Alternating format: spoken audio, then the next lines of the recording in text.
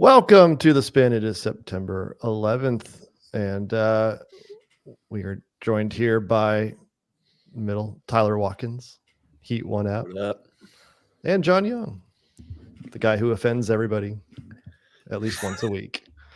Without trying to. Pretty good last week, I thought. I think so. Yeah. Got a good show for you. Blair Morrison will be joining us here in about 5 minutes. He's dropping one of his kids off to, I think, baseball. So he'll be here very soon. We have some, I guess maybe this week will be the mean viewer comments.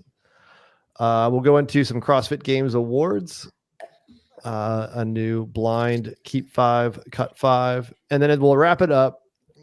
Just kind of the odds and ends, all the stuff that's going on. I'll share a little bit of a preview or sneak peek of what I think of the new Rogue Rower, and you guys can then call in as well.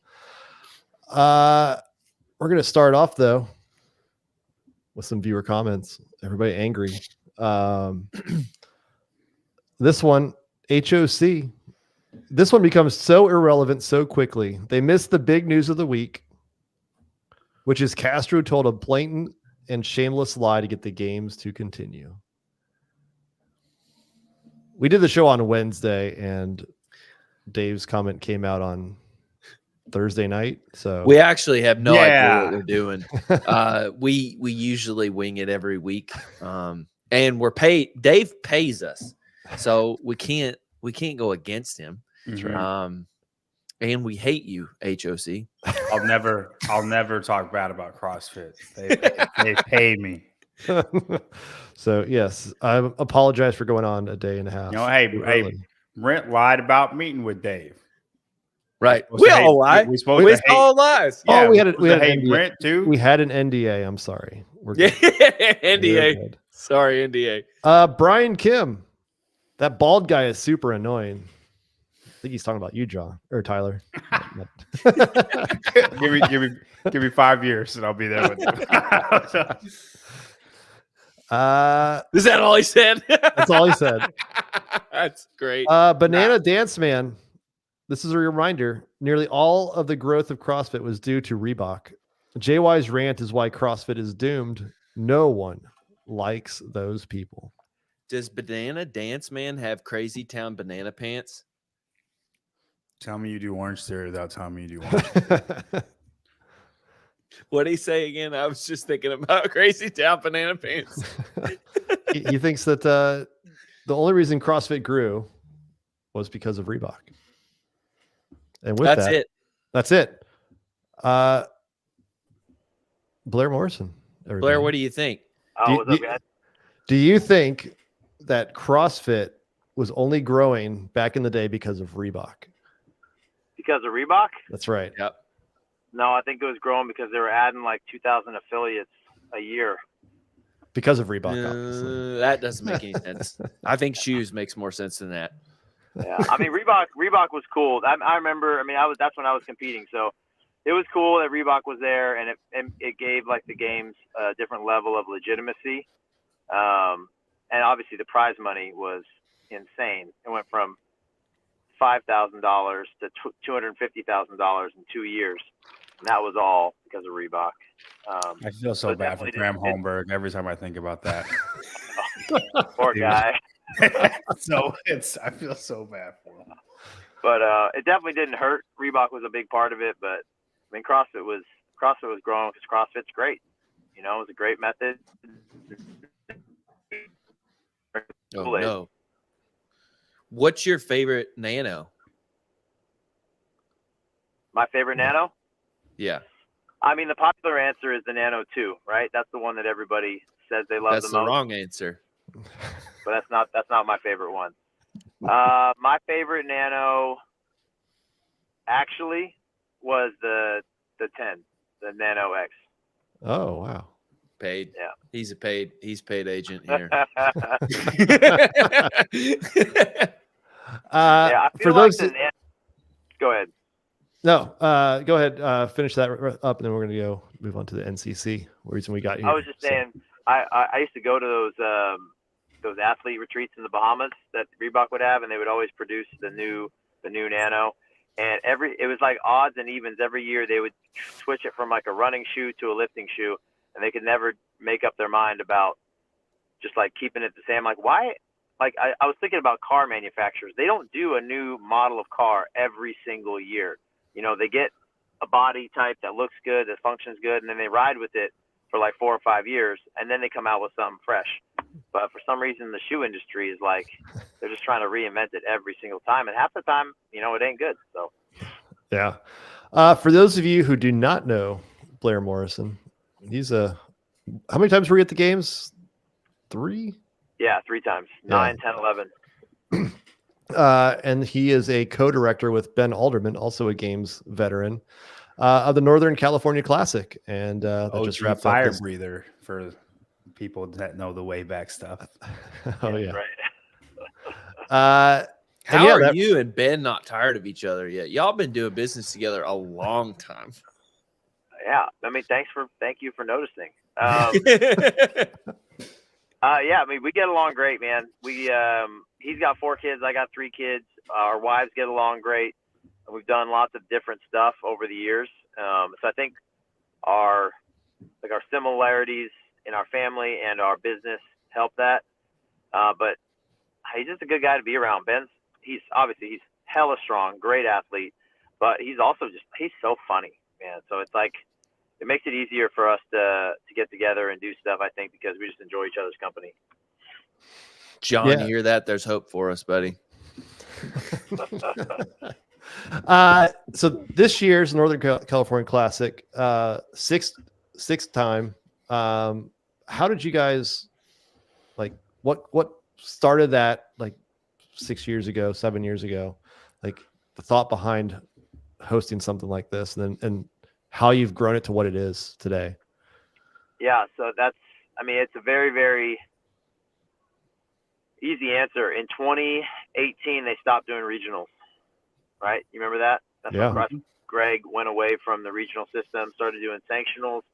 And in California, we had already been kind of downsized from Northern California, Southern California, to just a California Super Regional in San Diego. And so when they decided to take that away, it just felt like there was going to be a huge vacuum, you know. In order to go to a big competition, we were going to have to fly to like Minnesota for the Granite Games, or to Florida for Wadapalooza. And we felt like somebody was going to do it. Somebody was going to just come up with a new big competition on the West Coast. And we didn't want it to be bad.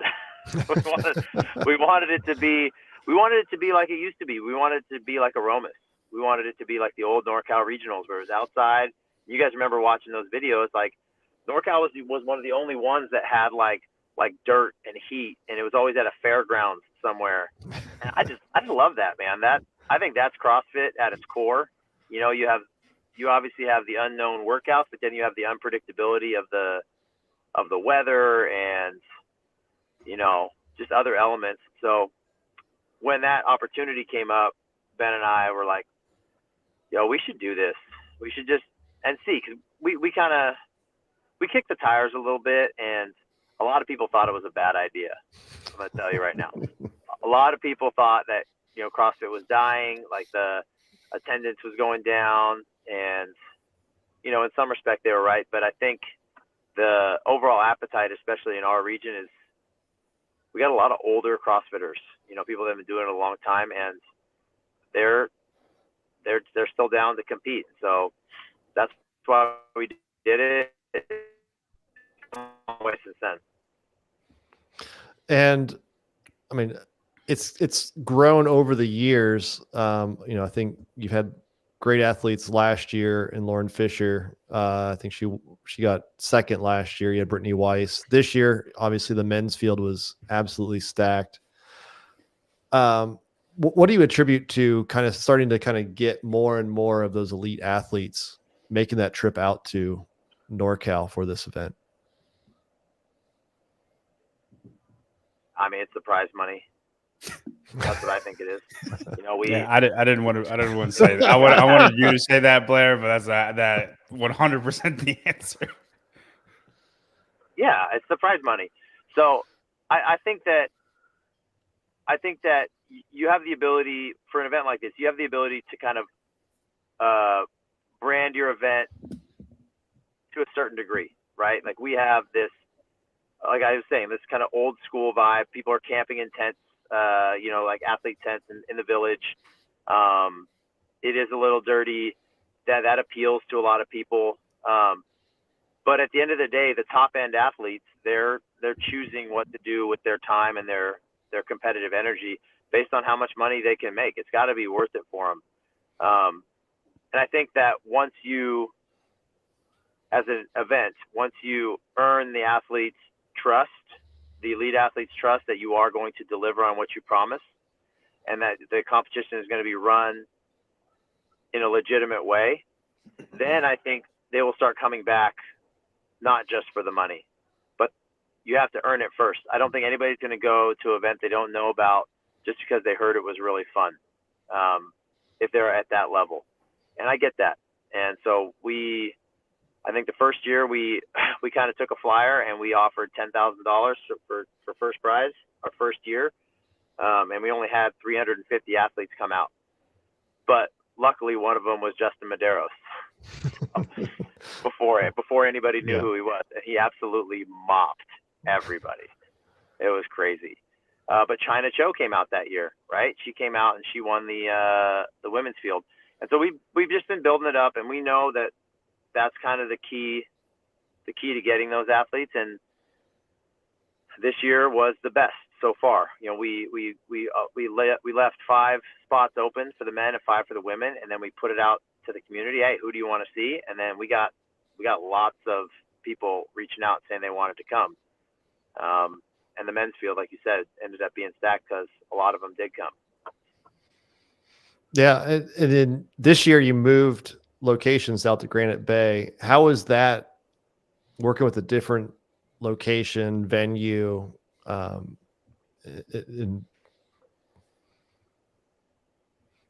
I mean, it's tough. The first year at a new venue is tough because there's theory and reality.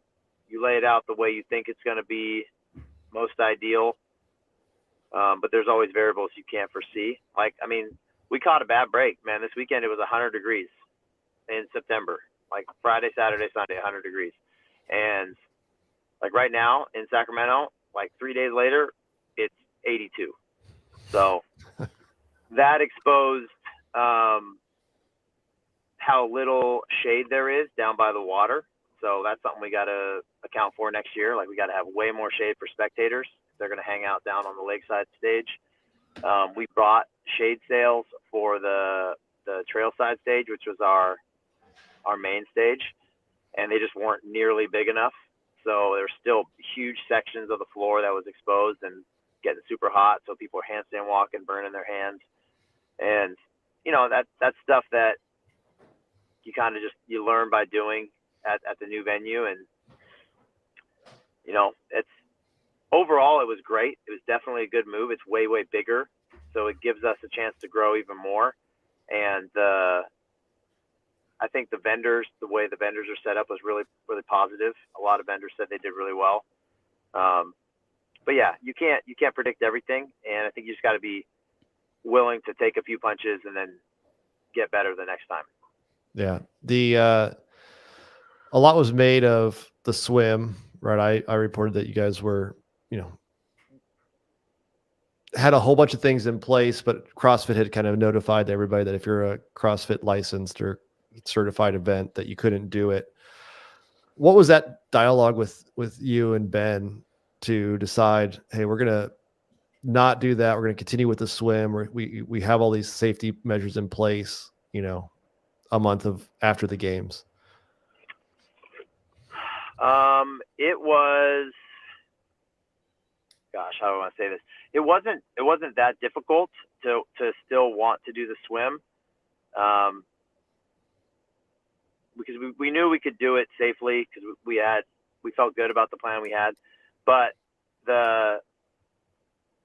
it's a sensitive time, and the last thing we wanted to do was to appear that we didn't care or we didn't have, the athlete's interest in mind. And we were getting, as you can imagine, we were getting plenty of contributions, plenty of feedback on social media and emails. People are emailing me directly, giving me their 2 cents, which is all good. So we decided that if we could get an endorsement from the athletes, right, and the best representative we could find for the athletes at this time was the PFAA. If we could get an endorsement from them, we thought that we would come out of it feeling like we covered our bases, right? So we talked to the safety personnel that we had. We reached out to people that ran safety teams for the Ironman triathlons. We reached out to people that ran safety for paddleboard races. And then we reached out to the PFAA and talked to their safety director. So I felt like our plan was awesome. It was probably more than we needed. Like if you saw some of the pictures, it was like there were more paddlers than there were swimmers. Right. But I think given the time and space that we're in right now and how close it was to what happened at the games, I think it was a better way to go, to be a little bit over prepared. And just, I honestly, man, I said this before to somebody. A lot of people were saying that, hey, the community needs time to heal, and this is so traumatic, and why not just not do swimming for a little while? And to me, I felt like it was the opposite. I felt like the community needed to see a swim go well, you know, and that's what we decided to do. We decided to commit to that, and we took all the steps we thought we should be taking, and it went well, thankfully. Did you, when you did ask for the PFA to review everything, I mean, did they provide any input that you needed to, that they thought maybe you fell short, or was it they were pretty happy with what you had in place? They needed 3-to-1 paddleboard per swimmer. Sorry, hang on a second. No, you're good. So the FAA was great. We talked to Josh, their head safety guy. He said that it was, I don't want to inform, but I'm paraphrasing, he said it was one of the best plans he's seen on a first take. So he's given us some credit for that. He thought we actually probably didn't need as many paddleboarders as we had, which, seeing it in person, he was right. We could have done with, instead of having 20 paddleboarders in the water for 20 as swimmers, we probably could have done 10 to 12, and we would have been fine. And just given them more breaks, they could have rotated out more and gotten out of the sun more. He made a point about having brightly colored swim caps, which we added to our safety protocol, which was good. And he was great. He was super open. He's got a ton of experience. He's been safety head for Wodapalooza before. He's been at the games for a bunch of years in the past. So it was really nice to talk to him and kind of make sure we had all the boxes checked. As for the competition, there was a floater workout, which, I think that goes back to all of the old throwdowns back in the day of the Shaolin bucket. That ended up not being a scored event. Can you kind of share what happened with that? Yeah. So the Shaolin bucket hold was basically, you have these 2 buckets, right? And there's 15 pounds in them for the men and there's 10 pounds in them for the women. And the idea was, from a seated position, you're going to hold these buckets out to the side for as long as you can. Just hold them up as long as you can. Just last man standing wins kind of thing. And it was really fun. It was a really fun event, you guys. It sounds kind of silly, but if you were there, like, people were selling out for it. All the spectators, that was probably the loudest spectator event of the weekend. People were just screaming at their friends not to let them fall. So on that front, it was like enjoyable and fun to do. It just, the standards weren't executed well enough throughout the weekend. So you had one group of judges allowing people to be at eye level with their hands. The next was like a little bit higher than that. So now you're looking kind of more like a Y shape instead of a T shape. That was Taylor. Yeah. So then you had some judges that were calling people before they hit the ground, and it was like, but when they broke parallel, then they called it. So yeah, was on us. We didn't do a tight enough job of making sure the standards were the same for everyone. So we didn't feel it was fair to award 100 points to somebody, and then, when the standards were so varied. So what we did is we just made it like a pass fail. So everybody that did it, that showed up and that basically had the tax on their body, Mm-hmm. got 50 points, and anybody that didn't show up for the floater and didn't have that tax on their body got 0. Got it. And then we gave away barbells to the male, female who had the best. So, I mean, I was bummed about it because I thought it was a cool event, and I could see that the athletes enjoyed it. It was harder than they thought, but it just didn't feel right to have that weighted as much as like the trail run or the max snatch, when it just wasn't the same for everybody. Yeah. And then NorCal Sioux, I don't know, that might be the first time Cal Sioux has ever been programmed in some type of form or fashion in a competition. As far as I'm aware, I don't know another one where it is. Such a cool workout. Were you expecting So only Colten to finish? Like, did you think anybody else might finish that, or? Dude, so we went back and forth on this. Originally, we had it as a 12-minute time cap, and that way we thought. And then like the way the day shook out, we just didn't have enough time to fit that many heats through with a 12-minute cap on that day and still have time for podiums. So we trimmed it to 10. We changed the buy-in so that it was 3-3-3, 2-2-2, 1-1-1-1-1. So it give athletes kind of more time when they're tired. And honestly, I thought people were going to be able to finish going into the day until I watched the first heat. And I was like, oh man. I mean, Even a 12-minute cap would have only been like two or three people. Yeah. I'm like, these guys aren't even close. Like, we were watching the early heats when they're doing like toes to rings and thrusters and it's light. I'm like, oh man, this is going to be a bloodbath. But then we watched the elites get going, and we saw one woman, I think Elizabeth, got to 91. I'm like, man, Colten probably going to get this because that guy he's just an absolute machine when it comes to squatting, right? Mm-hmm. And sure enough, he comes across. Did you guys see the video of it? Yeah. Yeah. We saw Hiller's video on it. Yeah. He trots across the line, signs his card. Everybody else is on the ground. Like, just. If it's a home run for him, he makes it look bad. He makes it look like it's nothing. Yeah. Yeah. And he was good at that. He kept it all in. And I mean, that was impressive. That was a cool way to finish. And I mean, he needed that to win, which was cool. He needed to have a good performance there. So I'll say this. I'm happy that he finished that way. It didn't seem somebody like finished.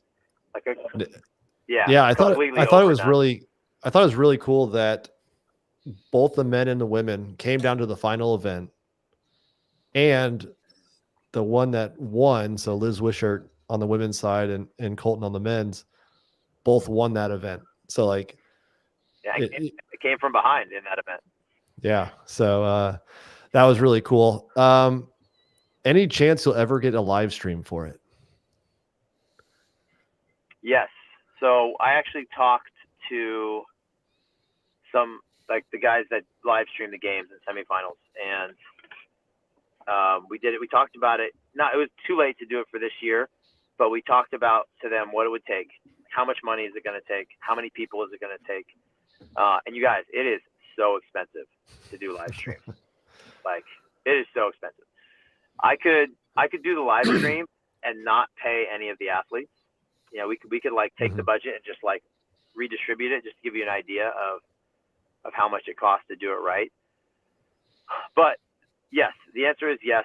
We want to, as we get more of the high end athletes, there's obviously more demand. There's going to be more eyeballs that want to see them. And that's an opportunity for us to get sponsors to come in and help fund the live stream, because there's a lot of advertising opportunity on a stream, right? Yeah. So that's our plan, and we got a whole year to try to work it out and to pull it off, and we're gonna try.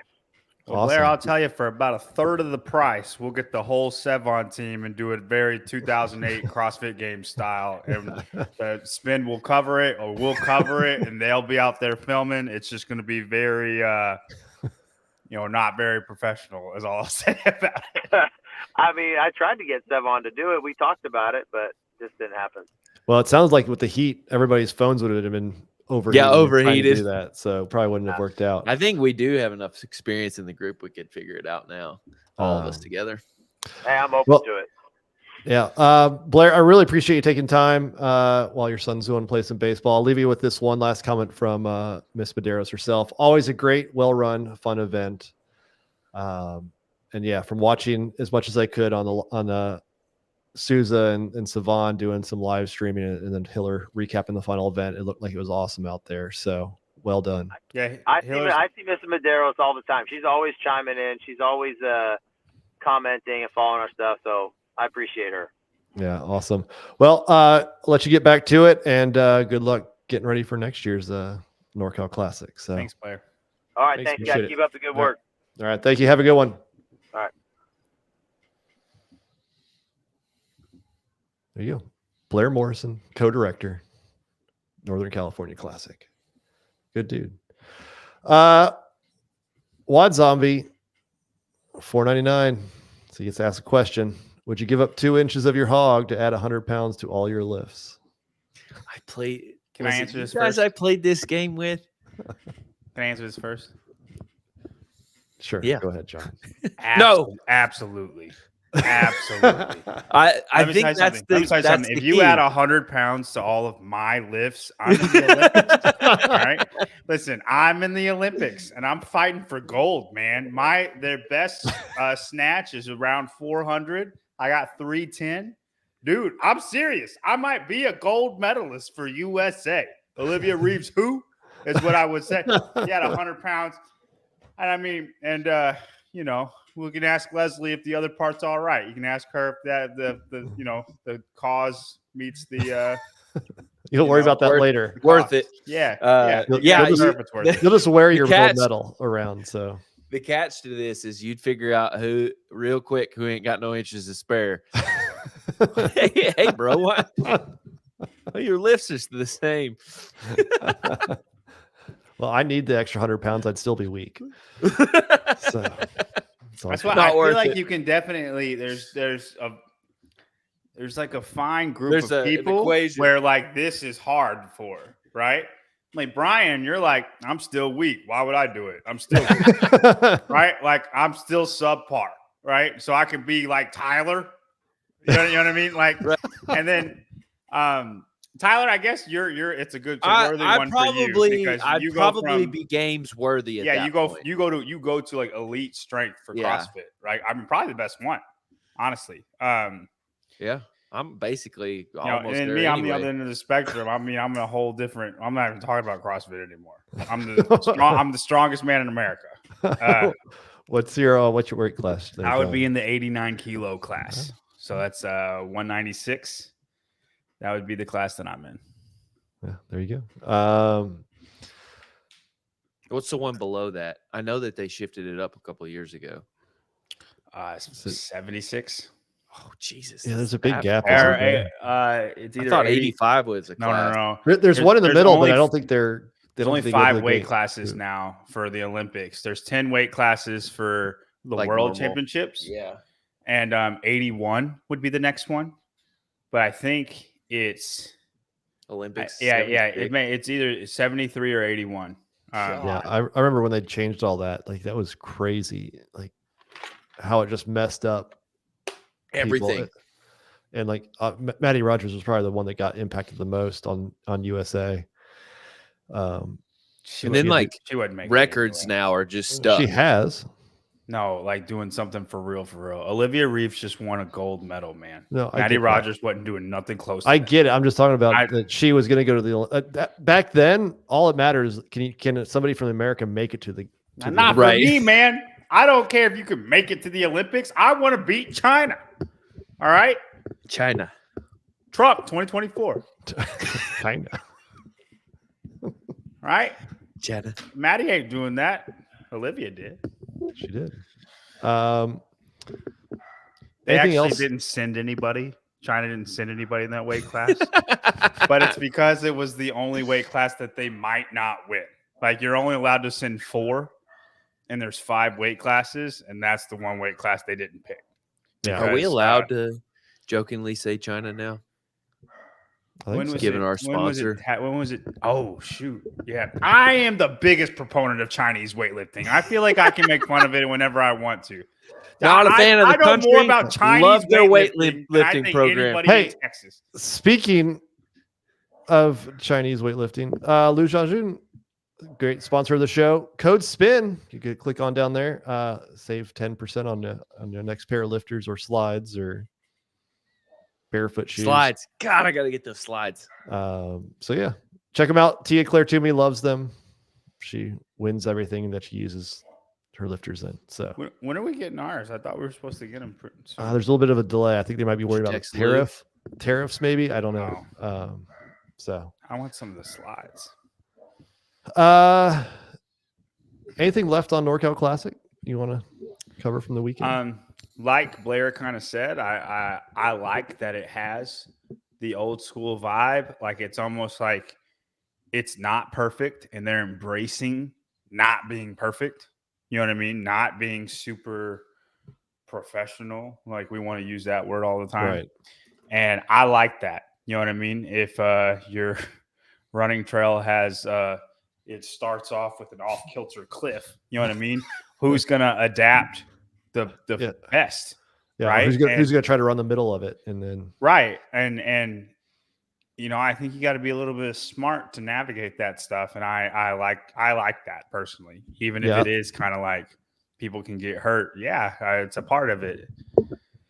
Yeah, I liked watching the kettlebell one where it was burpees over the kettlebell hang snatches, and a rope climb, and it was in sand. Like that's as gritty as it gets. Best pictures is that picture of you with Taylor pulling the thing in the sand, and I guarantee you his hands were burning in them gloves. Like I like that. And that's what I wanted to say to Blair was like they really I think that's one of their main tenets is keeping that fitness festival from the old games. Like that's one of their main pillars that they're not going to move. And I think they've just done a great, like, I want to go out there just to hang out. Right. That's what it sounds like. You just want to go there for 3 days and hang out with the crew and watch people work out. Right. Like it looks like a great time. You're not sitting in a stadium, bleacher seats the whole time. Like you're just going and watching fit dudes and fit women throw down. So, looked pretty cool. They definitely dealt with a lot of heat issues that I guess he would even agree that he wasn't prepared for completely, but everybody managed through it. Mm-hmm. I went through the programming with Chase. That seemed to be a subject that Chase wasn't super a fan. And he loved the subject. He just didn't love the programming. Yeah, but they're taking the programming as like a CrossFit Games. Is this a balanced test? And it's not that. It is a local competition that is elevated to an elite with $75,000. Right. But they want the local competition feel. Yeah. They want that. Yeah. Right. Holding buckets to the outside be an event. They want that. Right. So I dig that they're trying to do that. They're trying to like walk that line of local, I think, but it's also tough. Big deal. It's so hard. There's some stuff that I don't like about it, but there's some stuff that are freaking awesome, right? But I hope they don't like. I hope they don't try to change it up. I don't think they would. They're after something that's pretty all right, cool. we won't be sanctioned then. No worries. Yeah. You don't do that if you're not going to be like, listen, we're going to be what we are, right? Yeah. So I'm going to do what I want. I think what all of this kind of showed is like, is the sanctioned CrossFit sanctioned or whatever they call it? Buddy, they dropped it like that, didn't they? They did. Right. And I think they made the right call. Like, what do you get for it? Right. Like, I don't think anybody signed up for that event because it had a CrossFit licensed on their website. On their website or on their logo or whatever else. Like, you went there because Blair and Ben were running it and you liked the feel and the competition and what they do. And that was the it. marketing outside of that. And JR says this all the time. Like, he always throws funky stuff in his competitions and he tries to strike a balance. But like he says all the time, sometimes I'm trying something out. Sometimes it hits. Sometimes it's a big miss. And that's okay. He wants to do stuff that we're all bobblehead mode real quick. He wants to do stuff that people aren't typically used to doing. You know what I mean? Instead of CrossFit, you're doing the pulley hoist. You're doing the bucket thing. You're doing like it's not just thrusters and pull-ups. Right. And then there is thrusters and pull-ups, but it's stuff you're going to do outside of CrossFit. And the only other thing that's doing that is the games. And the games is the backing of the company, right? Like it's got more money than everybody else has, right? And I applaud them for that. Mm-hmm. Well, I think, but you can't put the games analysis on it as far as the programming balance. Oh, There's no way. Hold on, time out. I'm going to rant on Chase for a minute. There is no way you can be mad at you don't get the rant. You didn't come on the show. There's no way you can be mad at NorCal's programming and not have gone harder on the games programming. Because they did the games programming show, and Chase did. They did. They were like, listen, it wasn't great. But that was the worst program games of all time, considering the athletes that were there. How good we are at fitness now, our evolution of athlete. This was the worst program games of all time, and they did not go hard enough on that, right? They said it was bad, and maybe he can't. Maybe he's not allowed. Maybe he's not allowed. I'll give him the benefit of the doubt, earmuffs Chase, right? I get it. I totally get it. But you can't hate on NorCal CrossFit, the competition, hard if you're not going to go harder on the games. Is all I'm saying. This is John Young's Paul Revere moment. When the British are coming. Do you disagree with that? But no. You've just used it every week since the games. Hey, guys, that programming was terrible. Do you disagree with that, though? That he had that strong of an opinion about NorCal's programming? He was just cranky that day. And you should. I think you should have went harder on the games than you did. Well, I think that's where Coffee Pods and Wads asked that question. Like, does every competition have to be fair and balanced? And I think we talked about it even a few months just ago. Like every the only election, one that does is the only one that matters, and that's the CrossFit freaking Games. That's the only one that needs to. That's where I liked the sanctional format, where they could all do what they wanted. And interesting, like if you think about what it would look like if you reinstated that, and you had Rogue that was heavier, and you had Wadapalooza that was more gymnastics-y, and you have Dubai that's more monostructural, longer events. Like you'd have different people coming to the games, and you go, well, there's the weak guys that came from Dubai, and here's the strong guys that came from Rogue, and how do they do? Like you could evaluate, right, and see they're all coming from different kind of places. They've all qualified differently. Yeah. They have different makeup. Whereas now all the programming is the same. For the most part, you're getting the same type of people, right? Yep. To varying levels of fitness. But if you brought in, smaller guys, bigger guys, all that stuff, like the games would be interesting, because then it's a fair balance test, generally speaking. That would be pretty cool to see how that all turns out. And so I like that Rogue is different than Wadapalooza. Rogue's got a flavor. Wadapalooza has a flavor. Dubai's got a flavor. And Crash has a else. Flavor. And Crash is going to be typically heavier on pulling, and you're going to get some funky stuff. Right. NorCal, you're going to get some funky stuff. And I don't know what kind of biases to. Do you guys know? Like I it's like Crash. Usually get some funky stuff. I know Crash is typically there's some high gymnastics. It's less gymnastics. No, it's less typically. No, what? NorCal. Yeah. NorCal. Oh, so this year it was just more. Yes. Yeah. Okay.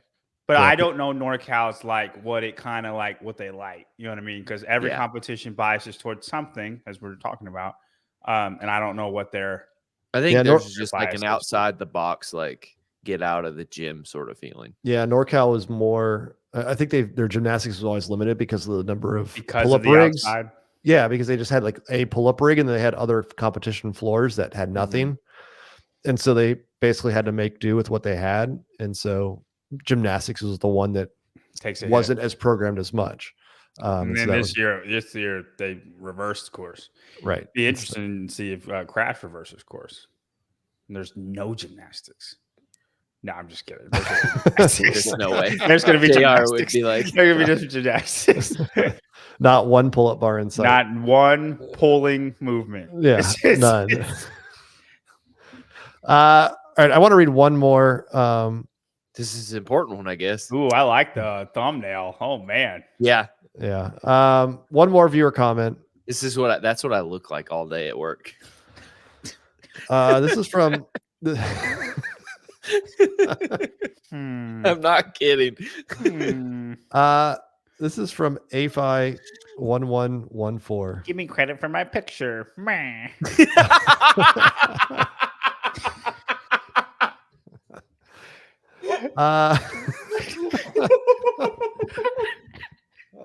It's a little bit of an inside joke there.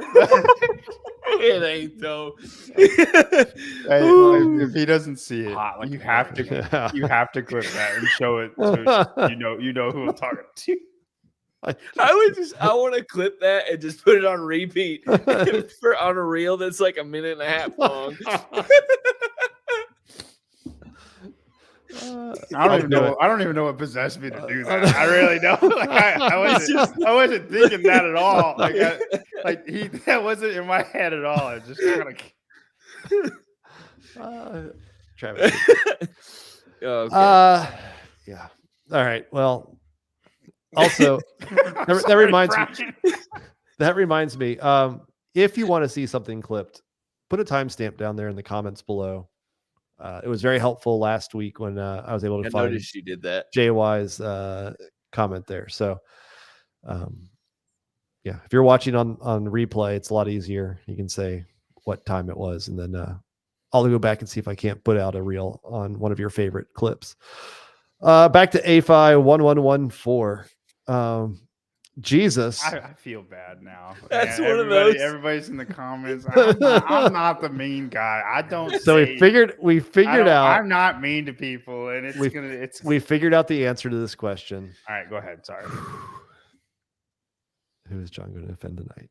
Yeah, figure that one out. John. Yeah. Somebody said China. I'd say if China tries to cancel me, I don't know if I'll make it past that one. They have a little more cachet than Mitchell Hooper. Jesus, 5 minutes into the PFAA conversation last week, and it's clear these three were hearing what they wanted to hear in the interview. This is the interview with Pat and Brent on Coffee Pods and Wads. That's because the Talking Elite Fitness interview had not actually happened yet. Brent and Pat specifically spoke about dissenting opinions amongst their members. It's just undermining an association focused on improving CrossFit competitions. God, these short-sighted opinions are so frustrating. Up in arms about a millionaire losing a job when someone lost their life on his watch. And Jesus, they specifically talked about why a rookie wouldn't withdraw. Tuning out and turning off. You know what's funny is that person obviously only listened to what they wanted to. Only heard what they wanted to, because it's like I in particular got in trouble for it in the comments of being on both sides of the freaking argument. So it's like you're obviously not listening to the whole thing. I do think we were a little bit more one-sided that week, but at the same time, like we've definitely been on both sides of this argument. So you can go to hell.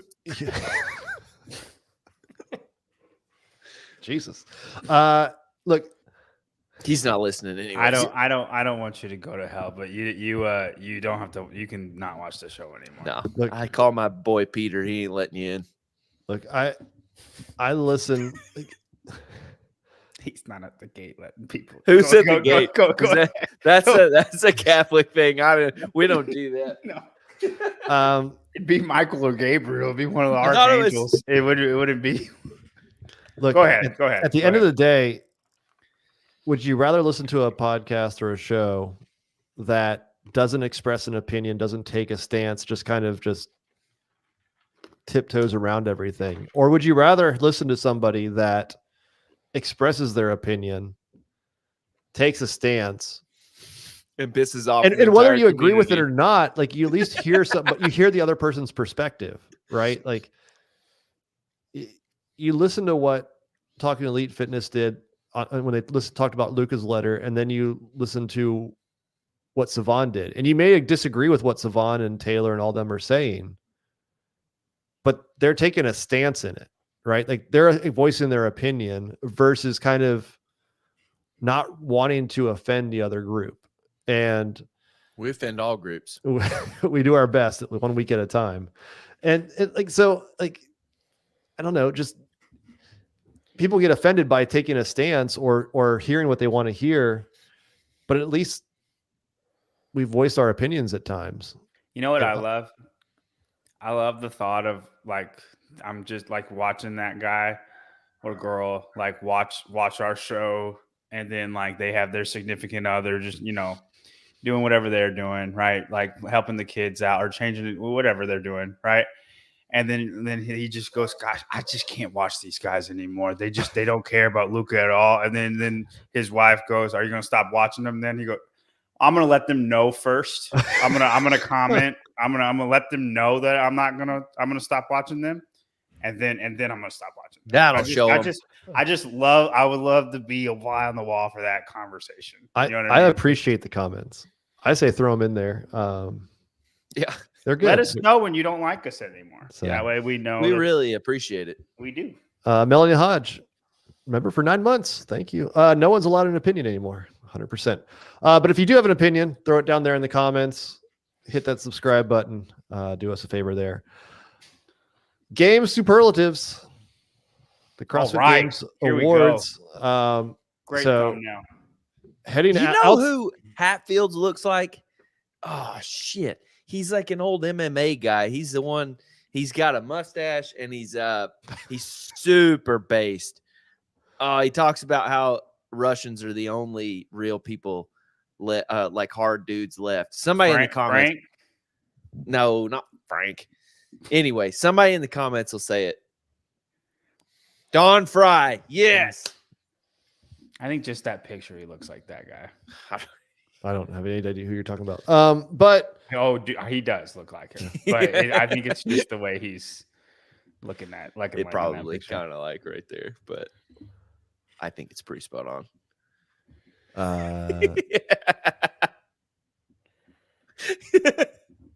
This guy. Pretty close. Yeah, he needs to grow his mustache needs to get a little thicker, but yeah.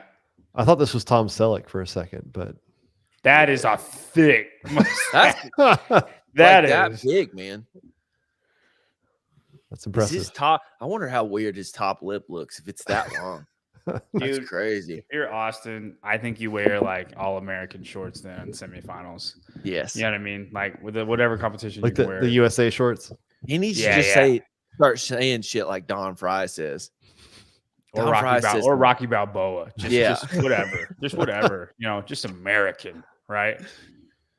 I think if you can change and I can change, we all can get along, right? And then just and then get Castro and the community and the athletes all together with one riveting speech.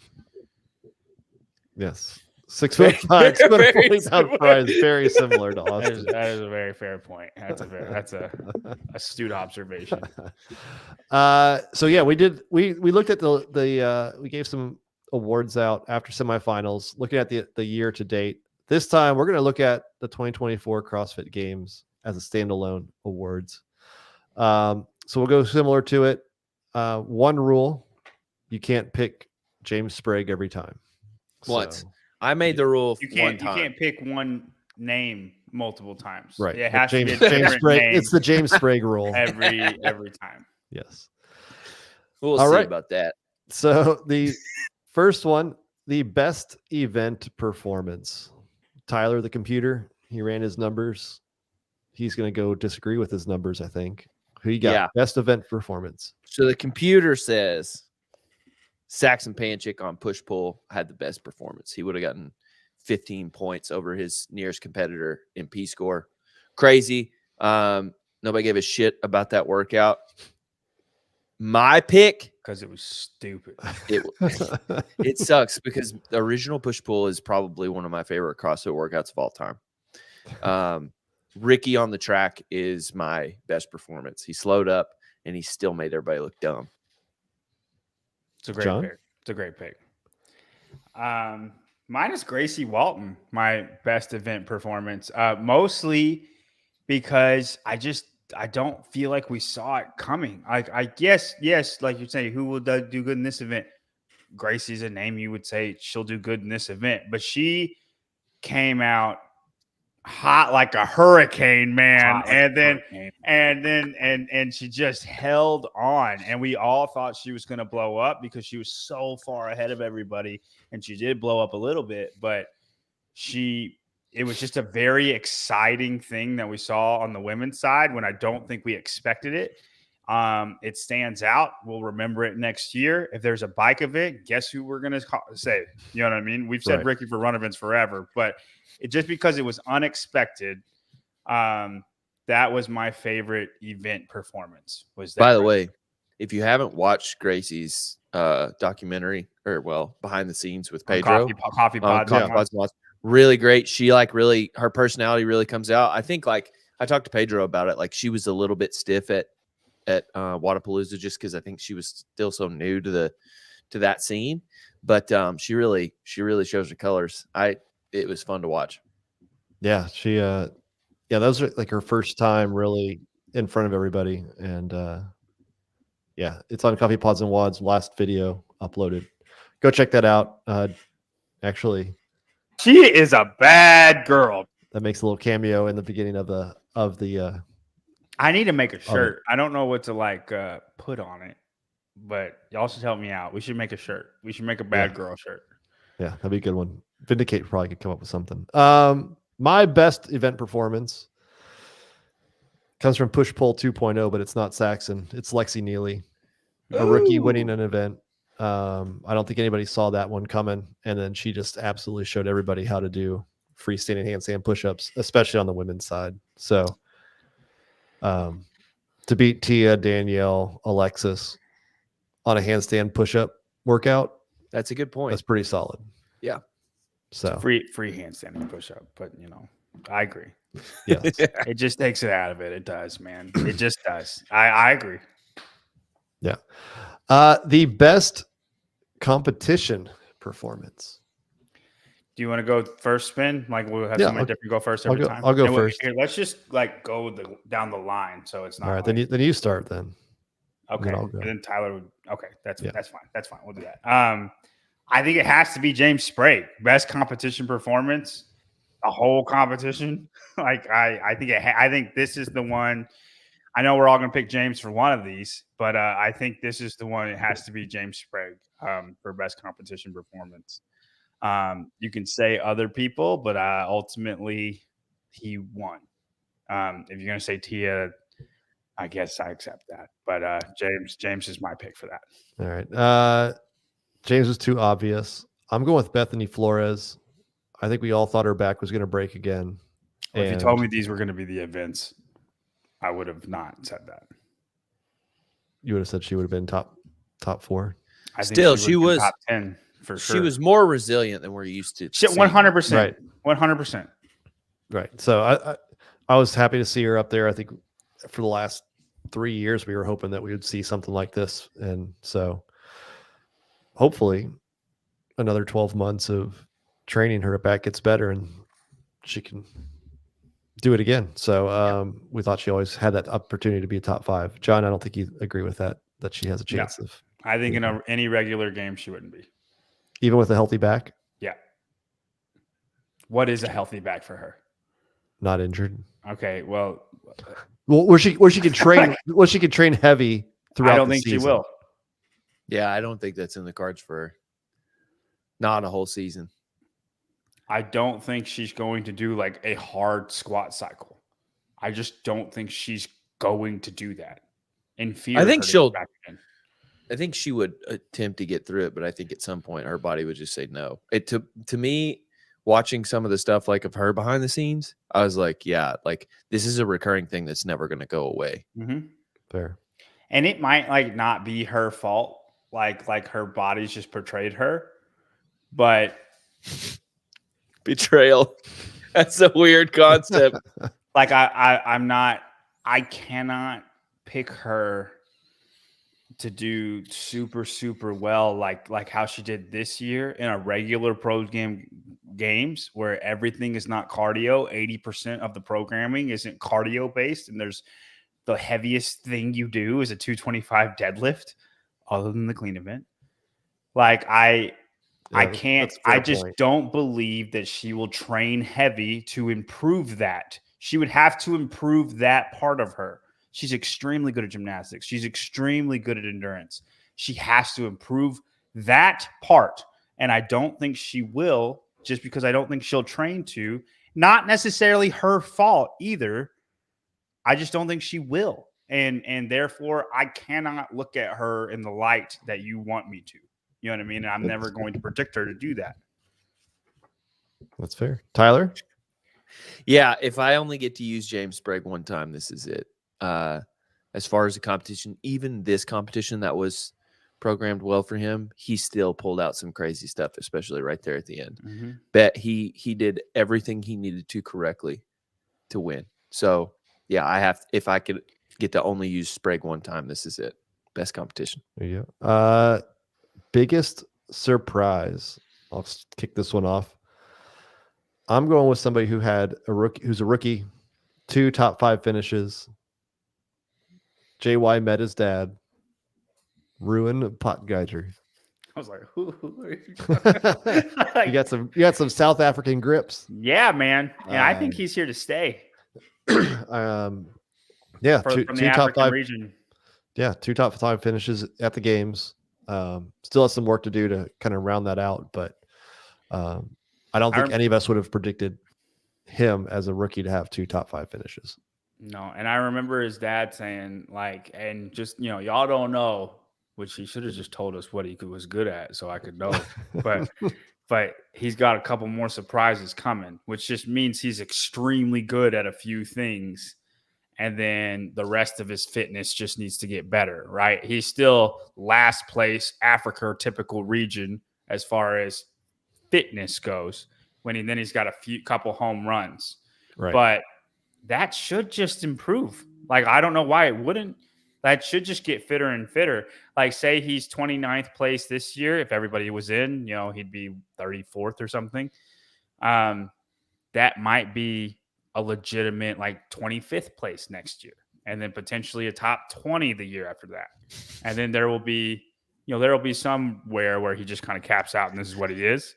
But I don't put that past him. You know what I mean? And for Africa to have a top 20, top 15 guy, that's enormous. Yeah. That's enormous. And guess what? I can't say y'all suck because your best guy is top 20 in the world. Like, he's deserved, possibly only guy. He's earned the right to be talked about in that echelon. Africa deserves that guy. And now I'm saying Africa needs 2 because that guy takes a spot every time. Right. Just like Tia takes a spot for Australia every time back in the day. They got the short end of the stick with their women, right? Because Jamie Green was also, and these are top 10 women, and then they only get 3 people. It's rough, right? Just like the Central region.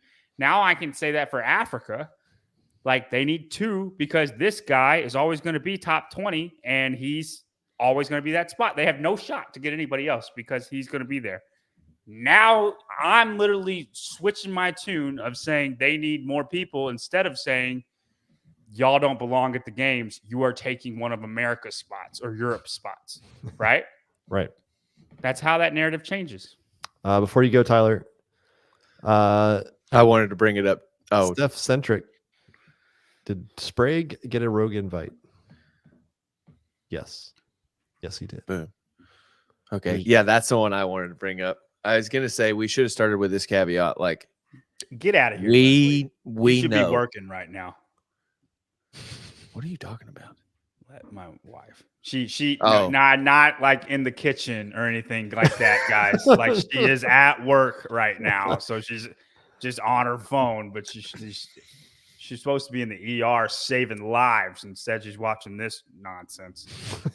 When we were talking about doing this, we made the caveat that it's like, yeah, everything is kind of post Thursday. So we're Friday. Talking about the competition. Yeah. We're not talking about we know. Everybody knows. we're trying to look at the bright side of this and salvage what we can. So I know that Mike's just like kind of poking fun, but yeah, that's probably worth saying. Somebody in the comments can be like, these assholes. Yeah. Leslie Young, she went to go get her yarn on her lunch break to make some more bats. So lunch break. Get me to show her bats. There Guys, if you want a Hiller bat, if you're a Hiller fan, or October's coming up, or you know what I mean? Zubat. Or you want a JY Barbell t-shirt. Or you want a JY Barbell t-shirt. Yep. Good job, Spin. Go to still got a couple left. Go to my few. Instagram, and her crochet site is on my Instagram. That's where you can get all the shirts too. Okay. Biggest plug. Surprise. Emily Rolfe. I know, given the programming, it's like, yeah, but we didn't know that at the time. And still to this day, like when I was watching, I think the Buttery Bros were talking to her, and it was like, Emily Rolfe got third. What the hell? So yeah, Emily Rolfe, biggest surprise. John? Yeah, me too, man. Me and Tyler are on the same page here. When it's like weird. Biggest surprise, and I think you could have said Bethany on this one, Spin, but like I agree. I guess that did sound bad to say if you're a Hiller fan. Like, no, go support Andrew. Okay, he needs your support too. I didn't mean to make it sound like that. I love Andrew. For some reason, a lot of people think like me and him have problems, but they do. We don't. I've heard it before. Anyway, my biggest surprise is Emily Rolfe too. Yes, even so, say if we knew all the events ahead of time. First off, I'd be like, what the freak is this? But secondly, though, I would put Emily Rolfe like top 7, right? I still wouldn't have seen a podium. But it would have been her best CrossFit Games ever. But no, I think Emily did a very similar thing to James, just to a lesser extent. And obviously, you're not going to beat Tia. There's not a Tia. If Matt was here, Matt would have still beaten James, right? So, God, we need somebody to come along that we can just label the Tia killer. There's not going to be. Was there a Matt killer? No. There's not going to be. A robot. But no, Emily's my biggest surprise too. I think she did exactly what the best she could have done in that situation, and she shouldn't be held against. It shouldn't be held against her. No. I do think this is the best she'll ever do, and she'll never get to here ever again. But she earned that third place, and that's a compliment sandwich for you there. Spencer Carlson, what if I want that kind of t-shirt JY is wearing? Got a black one, but I want that one. Oh, these ones are limited edition, man. I will work on getting the marble color, but right now I am incapable of making the marble color. Yeah, he has to sell all the black ones to be able to afford to buy more inventory. Yeah, I cannot buy any more until I sell out of my. He has to get approval from Leslie. Yeah, as soon as I get all of these shirts sold, which is quite a bit, then we can go on the concrete tie-dye. I'm with you. Biggest disappointment, Tyler. Biggest disappointment. It's funny because I wrote down 3. I did that for like everything. You guys get mad at me because I underprepare and now I've overprepared. Kind of surprised. I think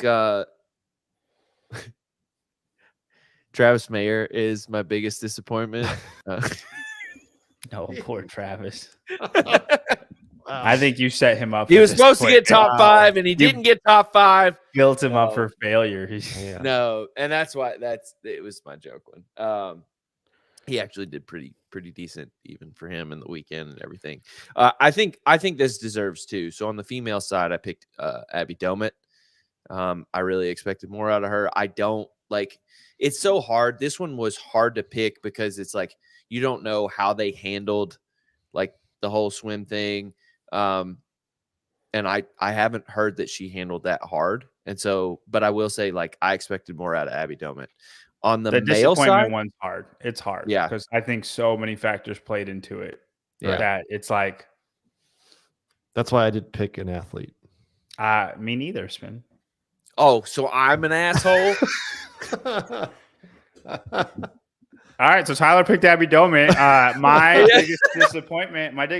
biggest disappointment is the programming, and if you want to call that one person, Here we go again. Is Castro. The British are coming. This is your job. I swim aside. That whole PFA thing aside, I don't just put it away. Your job is to create the fittest people on earth competition. He needs to be balanced. You need to test for all of those things. And it was the most based competition ever, as far as and it was slided towards cardio, and that affected a lot. I think the Alex Kazans of the world, the Emma Lawsons of the world, the Abby Domans of the world, all of the Alexis Raptis, which I know she kind of rallied back, but all of those people would have been higher. Brooke Wells would have been higher had the test been balanced. And the Bethany Flores of the world, the Emily Rolfs of the world, even the Gabby McGowas of the world, which I still think she gets second in the balanced test. He had 2 more events, and one of them is super heavy. I still think she gets second. I think she did amazing. But there's 4 people that would not be there, and there's 4 people that would be there. And you could say the same for the guys. And that is Castro's. That the reason why is Castro. The programming, I think, affected this games more than any other year there's ever been. Where you always say the fittest case for this at all. This is the fittest. You know how we always say the fittest will rise to the top. I do not think that was completely the case this year, and we've been lucky that we've had Fraser and Tia to bail us out when things are like that, right? If Noah Olson won in 2019, the fittest man in the world, did not win. And Noah has the title then, but we all know it's not true. You know what I'm saying? And it's the programming's fault. And it sucks because it takes away from what, Emily Rolfe did and what James did. And I don't want to take away from them. I think they've earned, I will call James the fittest man in the world. But the next year, when I'm picking my people, he's not going to be in the top 5. Why is that? You don't like James Sprague? No, it's not because I don't like James Sprague. Because Dave's going to Because we all know that the test was terrible. It wasn't well balanced. Terrible. Not balanced. Got it. Well, my biggest disappointment. I don't think y'all are hearing me. I swear to God. I'm just kidding. My biggest disappointment is not a person. It's not I'm the so programming. mad that I was the only person to pick somebody. It's the injuries, Ricky and Roman's injuries, that prevented them from showing out as much as they could have, and actually fought for the podium. So I'm just hearing you say Ricky and Roman. Yeah. But it's the injuries. It's the injuries of Ricky and Roman, not their performance. Ricky and Roman's inability to stay healthy. There you go. Sure. Best training camp. Do we all want to just go out at the same time on this one? Sure. I have 2. Oh, Tyler. They're for different reasons. Well, okay. But well, yes, Brute and one, Hill. 2, 3.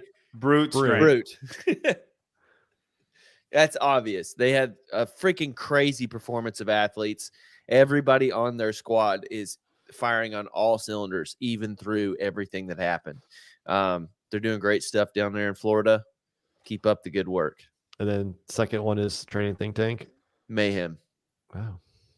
They seem, based on everybody you ask, they seem to be the rock that held everybody together in the back end. All their athletes competed anyway. I think that they served as some sort of steadying force that kept the games going. So, okay, man, I don't mind it. Yeah, we'll allow it. well, best newcomer / rookie award. Is this me first? That's you, John. No, he shouldn't start. It doesn't matter. The best newcomer is Claudia Gluck. Whoa, that means you're using Austin somewhere else. I'm only allowed to say one name once. Yeah, actually, that matches mine. I'm going with Claudia Gluck as well. Really? Both of you? I think Oh, yeah. Claudia Gluck is going to be like, and Gracie was a rookie too, but You got 12. we knew Gracie was going to be good. We had heard of Gracie before. I was hyping up Gracie for a year before she before she got to the games. Amy Kringle, one hit wonder. I don't think she'll be what she was again. I think. Well, I'm disappointed with Amy because I think this program, like we just talked about, Emily Rolfe being perfect for her. Like she was, she had it set up to have a top 10 finish, and she didn't pull it out. So she quit. You mean? You saying she quit? She pulled it. She's fit enough. But Claudia Gluck quitter is a rookie. She barely missed it last year, and then she made it this year. Was second, correct? Spin at Dubai. I think so. Yeah. Karen Freyova beat her, but she was second in Dubai. And you said back then, I think in the recap that she's one to watch for the 24 season. And then for her to get second and third or whatever it was in the gymnastics event, it was very Hatfield-esque, and I think he's gonna work. He had to work it in somehow. She's a gymnastics. she's a little gymnastic girl, but any gymnastics event, she's going to murder, right? Like she has Jamie Simmons qualities there. Jamie Simmons is fitter, but like she has Jamie Simmons qualities when it comes to gymnastics events. And her whole thing is she just needs to get like she has this, and as she gets fitter, which she has, her trajectory has been fitter. It's not like a couple of years at the same level and then she made the games, right? It's like if Annika Greer were to make the games, I don't think she's going to improve from that because she showed she's been at the same level for like 4 years, right? So same with Christopher. I think she'll just get lucky and make it 1 year, but I don't think she's not going to improve from that point, or she would have already. Claudia Gluck's trajectory has only been up, and I think it will continue to go up. I don't know how far up, but she is my best newcomer. People might not have heard of her. You should get to know the name because I think she's going to be here for a while. I think she's going to be a new European name that's around the top 10 that is new.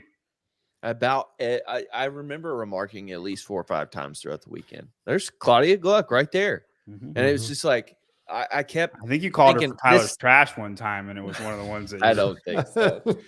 But I just kept counting her out. Like, no, she can't perform on this. Too small, and then she just kept going and going. So I don't hate your pick. It's good. All right, what about you? It's pronounced Gluck. If we call it Glock, if we can call it Mirham. Matt. I don't know if you're new, Matt, but I say it how I say it. Where is she from? Okay. You want correct pronunciation? There are other podcasts that will pronounce her name correct. But if you want the truth, and if you German? want what we got, I'm going to say it how I say it. Claudia Gluck. Well, they pronounce words stupid anyway. I picked Claudia too, and then Tyler picked Austin Hatfield. Yeah, dude. Why wouldn't I pick Austin Hatfield? Yes, I knew he was coming. There's a more fitting award for Austin Hatfield. Yeah, John and I agree with that one. I disagree.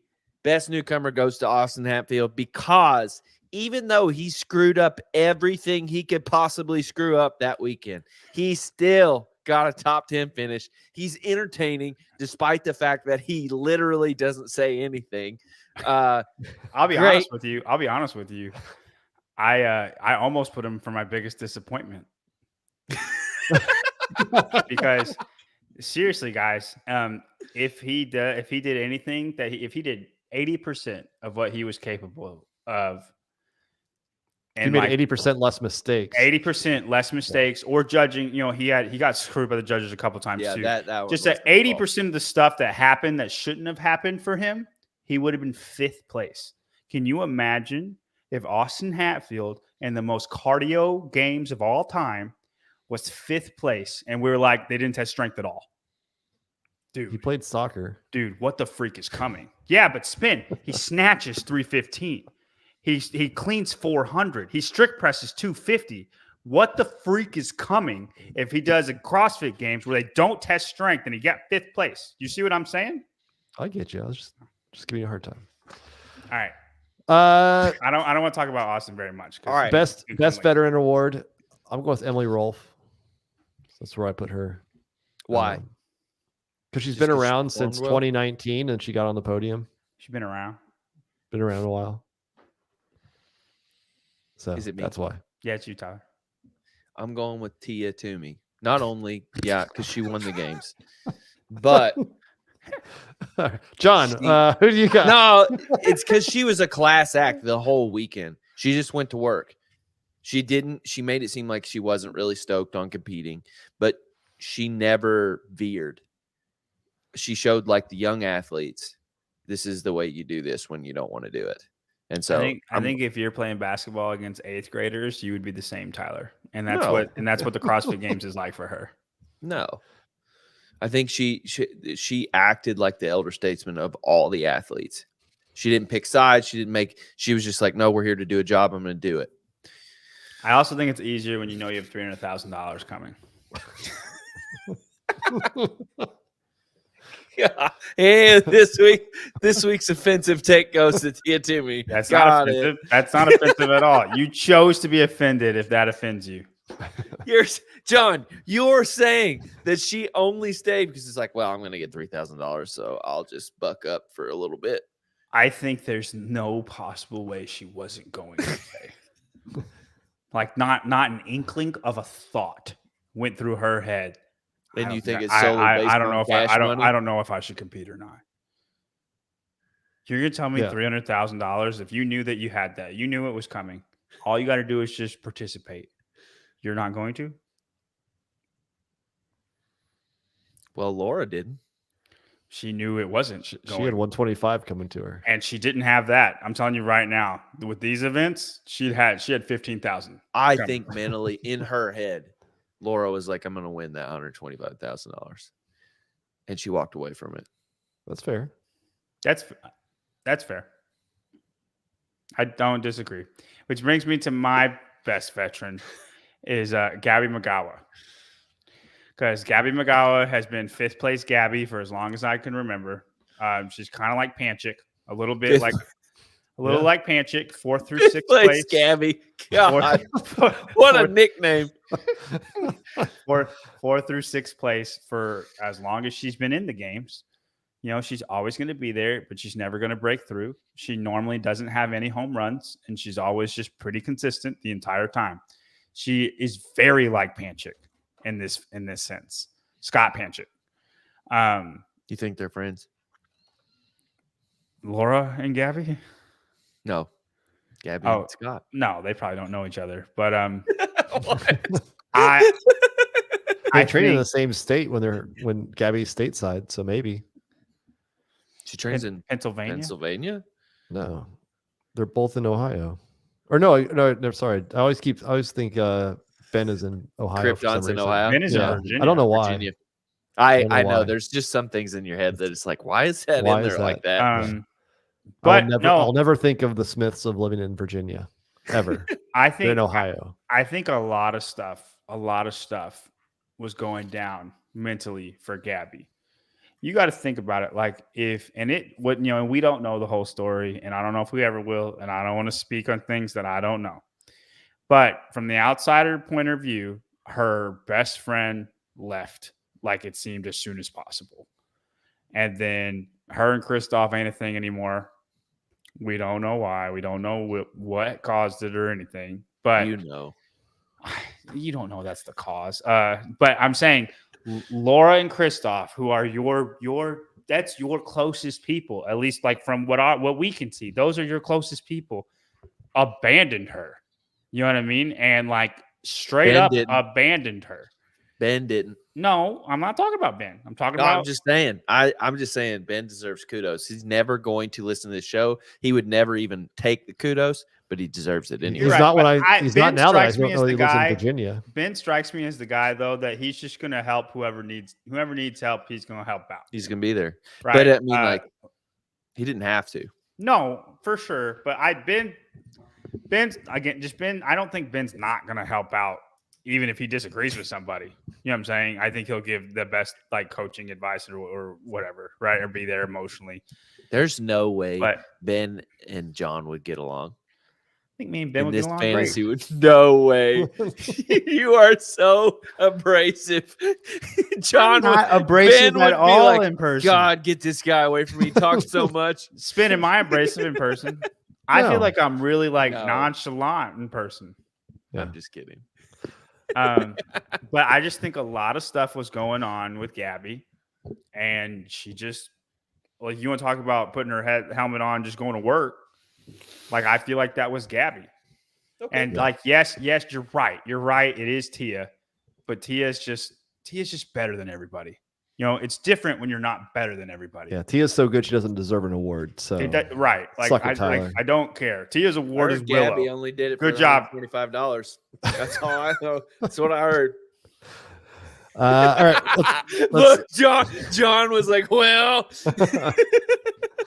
All right, we got five more. Next topic. Let's get through these pretty quick so we can get to some blind keep 5 and then give our viewers a chance to call in. Most shocking, I'll start off. Dallin unable to finish those last thrusters to beat Sprague. Despite me cheering him on the whole time. Despite you yelling for him, tell him to pick up that bar, he couldn't do it. What's up, John? I'm second. No, Tyler's up. Okay, I feel like we just did this order. I don't know. Grace and Firestorm. That was the shocking. We were like, wait, what's happening? And then I remember just all of us on the couch being like, is she going to hold on? And she did the entire time. Nobody expected it. I have two. I have one, it's the main one, but I have another if you will allow it. My first one agrees with you, Spin. James, but I worded it a little different. James out thrustering Dallin, Hopper, and Fikowski because it wasn't just Dallin. Dallin failing. Yeah. Dallin, Fikowski, and Hopper. James had to beat all of them, and he did. And all three of those guys couldn't beat him. None of us saw it coming. None of us knew what to say. None of us knew what was happening. And then we had to quick math it. And I think we were the first ones to say, I think we were the first ones, period, that said James Sprague just won the CrossFit Games. And it was just like, what? No. It's just like you couldn't believe this just happened. And he did this. And he came clutch when nobody else did.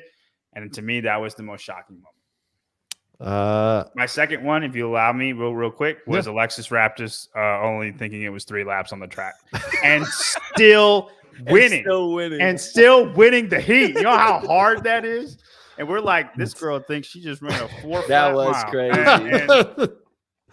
Man, I'm gonna break 4 minutes. Clock on there. You can't see the clock. Most memorable, Tyler. We skipped most improved. Most improved. Okay. Tyler, most improved. Yeah, Tyler, most improved. Go. I couldn't do this one. Okay, I'll go. I didn't pick anybody. It's so hard to say you're the most improved when the programming was the way it was. I figured you'd say Hopper. 100%, Tyler. Hopper, we knew he was going to do well. And I'm with you. I'm with you on saying that. But my most improved is Dallin. I really feel like, again, I'll allow it. In a cardio games, you would not pick Dallin to be second place in something that most of the games is cardio in. You wouldn't pick Hopper to be fourth either, but we know JR has been killing Hopper and all the stuff that basically was tested, ironically. But and he's always been a good runner, right? But Dallin, I don't think we would have, if we saw the events ahead of time, I don't think we're picking Dallin to be second. And the fact that he is second with not a lot of grind time, not a lot of barbell, not a lot of just muscle endurance, right? Which I feel like is some of his best things. There's muscular endurance. So when I say I'm not going to put James in my top 5 next year, I do think Dallin, I got to evaluate, but Dallin's an inside track for top 3. And I know we argued this a lot, but on top 3 is tough, but I'm going to have him higher than I did previous years. He's going to win. And to me, he's the most improved. This is where I use James Sprague, just from a standpoint of I don't think anybody like. And we thought he'd be the most improved going into this before the, you know what I mean? Like 10th Yeah, but most place improved would is have like, been most yeah, to improved for him. 10th, right? Like, Right. oh, good job, top 10. But He's like to even double be most improved. right, like I don't think anybody. No, David. No. I don't care if it's always going to be Tia. I just don't care for Tia to win. Okay, I want the programming to find the fittest, but Tia is already your number one. I just don't care for Tia. She's obviously the fittest. He's That's just the bored worst with her. comment I've ever seen, David. You have all the comments. This is the worst one. You know how many strong women comments I've read, and for that to be the worst comment ever, David? That's not true. There was so bad comments. Next topic. Most memorable. Most memorable. John. My most memorable is Ricky's mile. That was mine. Because the reason why, when 5 years from now, we probably will not remember anything about this. I mean, I will, but a lot of people won't remember anything about this game except that James won, right? Yeah. But we're always going to reference Ricky's mile. Like every time there's going to be a running event, like a 2K or a 3K or whatever, Ricky was running a 4:55 and probably closer to a sub 4:50 all out. And it just looked like he was better than everybody else. And I mean, and we should throw Jeff in there too, because Jeff was, I don't know what Jeff would have done, but right now I'm going to say Ricky's 4:55, like in my head, will stick with everybody. That would have been insane. 5 years from now, I think it will stick with everybody. I still think Ricky wins, but I just think he can't hype up the crowd. Then he's got to actually kick it at the end because he just looks so comfortable and so far away from everybody else. Like, I don't put it past Jeff to have a 4:53. I think Ricky would beat that. When you get a 4:55 and you pulled up. That's what I'm saying. Yeah. But I just think we'll always remember that no matter how far down the road, it will always be a reference point, like Tyler said. So that's my most memorable moment. That's exactly why I picked it. Tyler? Yeah, I mean, so when I was thinking about this, I was thinking about the moments that we got the craziest in our booth. And I thought about the final, but really to me, the moments in track and field were just the best. Like everything that happened in track and field. Me calling Spiegel getting last. Spiegel 640 was Alexis stopping on the third round. Ricky just doing everything he could. Luke Parker having a crazy great experience on that one. It was just like Alexis counting to 3. Dude, there was something that was really not the most watchable event. It was one of the best events. I 100%. I agree. Yep. It was. Most future potential. All right. John and I both have Austin Hatfield. Austin Hatfield, man, he's going to win the games one year. It's probably not going to happen next year, but I think the year after that, I think it'd be him and Bill Leahy and Dallin Pepper on the podium. Your 2026 CrossFit Dallin better win next year because your 2026 CrossFit Games champion is going to be Austin Hatfield. Book it, Tyler. I knew Hatfield was like the pick for this, so I went with Gracie, and this was affected by watching Peter's documentary on her.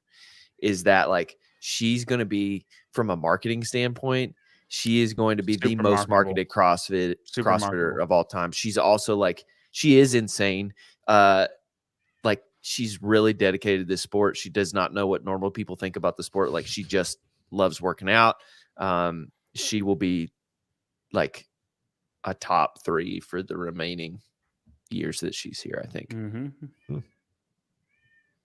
All right. We're going to move on to events. I know John loves the programming, but favorite event, actually, we'll start with favorite event, and then we'll end with Tyler's trash events. Favorite event, I'll start it. I want to say Firestorm. I thought that was a fun one to watch, exciting throughout. I did this event thinking that I would be like pretty good, and it was too long for me to be pretty good. How much too long? That 3.5 round workout? No. I made it through 2 at 155. And like I'm on pace. I wanted sub 3. Sub 3, I'm top half in the games. And that's what I thought that I could get. Like, 3 minutes under just sprint. I've always thought I could be top half in the games in most of those events, like just sprinting, right? Dude, I made it through 2 on pace. That third round, that bike just got real hard. No, I could not bike at the same. I couldn't do anything at the same pace. Like it was like I was at 93, 95 for the first 2 bikes. First bike I was at 110. Second bike was like 93. Third bike was hard to get to 70, and it was so hilariously slow the second round. I got to the burpees and I was like, I almost stopped because I just knew the time was going to be so bad. And it ended up being like 3:20 or something like that, but it was so much less than I thought it was going to be. But no, great event. Tyler? I'm going to go with the final, not only from a viewing perspective, but also from a doing the event perspective. It's a great event to like do in training. Like I would love to do those back-to-back 2 events. So yeah, I'm going to go with the final as well. I thought I struggled with this because other than I liked the mile a lot, but I'm not going to pick the mile for my favorite event. And then Firestorm I like as a sprinty event, but it's a sprint event. It's not CrossFit, right? I liked it. There needs to be an event that stands out. it needs to be a CrossFit event. And no event really stood out, man. I really struggled with this. This and one I was just think the hard. most, it's just because it sucks so bad. And then I couldn't pick the final one just because I think Angelo even made a comment about it in one of the podcasts he's been on recently. It's like, The yoke. oh, thrusters and pull-ups and muscle-ups. Like, never seen that It's the same, before. yeah. Right. Like, I got you, fair. but it just had a lot of story to it as far as races. we could have gotten there with anything, though. And I probably would have picked anything. Like, Right. I probably But would whatever that final event that's would the have been. case That's what- from the programming. There was nothing that was memorable or good. You know what I mean? If So, you like, want to say it from a that's- programming perspective, my favorite event is the final. But if you want to say from a viewing perspective, my favorite event is track and field. And almost from a programming perspective. if it was overhead squats and ring muscle ups, I would have picked that. Like, Right. like You just need a CrossFit event. no, yeah. Well, I think the final they- event would have been exciting regardless of. Correct. And I Okay. think I would have picked the final event no matter what it was in that kind of format. Yeah. And then Tyler's trash, least favorite event. Tyler, we'll let you start this one off. Push pull 2.0. It was I went back and looked through the events That's and your I could least favorite remember. event? Yeah. Okay. Just because they looking ruined it? at looking at every event, I was like, I remember a snippet of each of these except for this one. I can literally remember nothing from push pull 2.0. Name one moment that happened in push pull 2.0. Lexi Neely going unbroken. Shut up, you know going in everything. threes. Roman almost failing. almost Austin making it. Hatfield getting 37 no reps. Yeah, There's a lot of John stuff. remembers that. Like, A lot of stuff. It was just not. Give me 3 years, I might not remember anything. You're absolutely right. I might, if I forget there's free handstanding push-ups, I'll forget that entire event.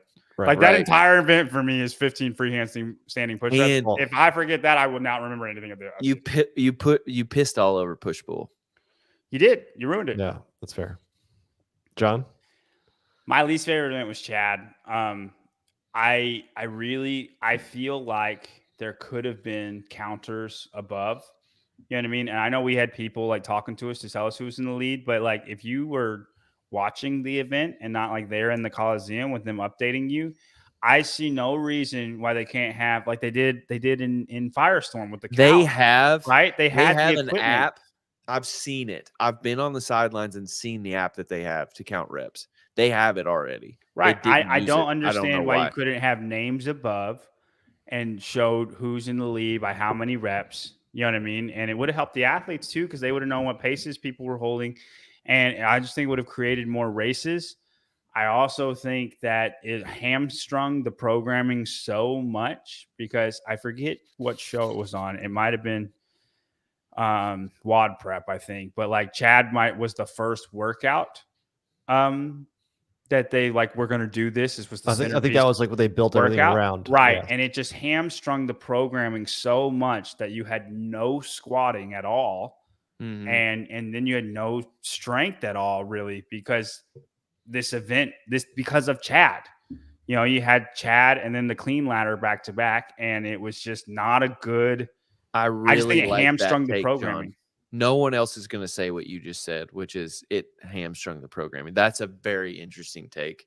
Is you don't like it for what it meant for the rest of the weekend. What it did, yeah. That's amazing. Yeah. Yeah, I picked Chad as well. I wasn't as wise and smart as John. It was more of it was more sucks. Just it was It's just boring.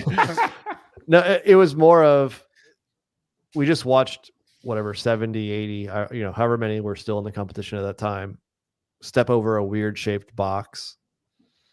Like I would have been into it if it would have been like a race down the field, like every 50, 100, you flip the box and you could see people progressing down the floor. Like I could have gotten more into that than a stationary thing with both men and women. I understand why they combined them, but it is what it is. Like watching that event, you had no idea where anybody was other than maybe, James and Austin fighting for the lead and Emily up in the front. But like outside of that, we had no idea. It wasn't a race.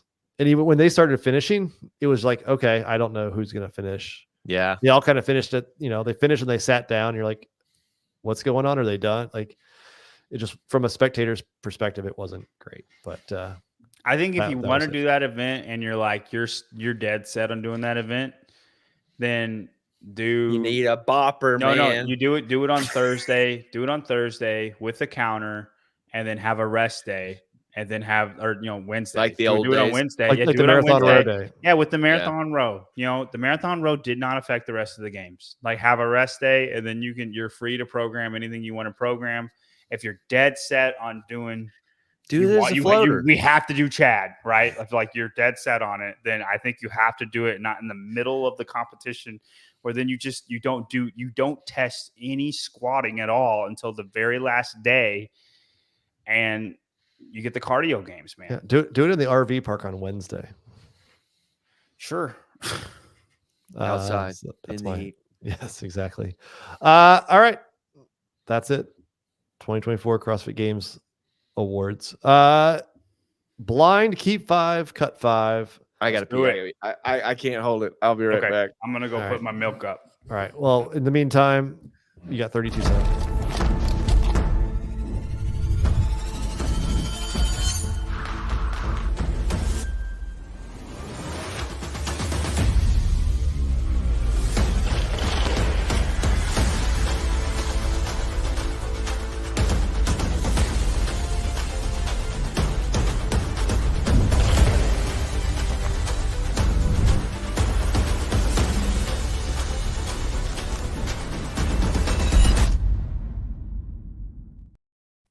All right, they're all hiding right now.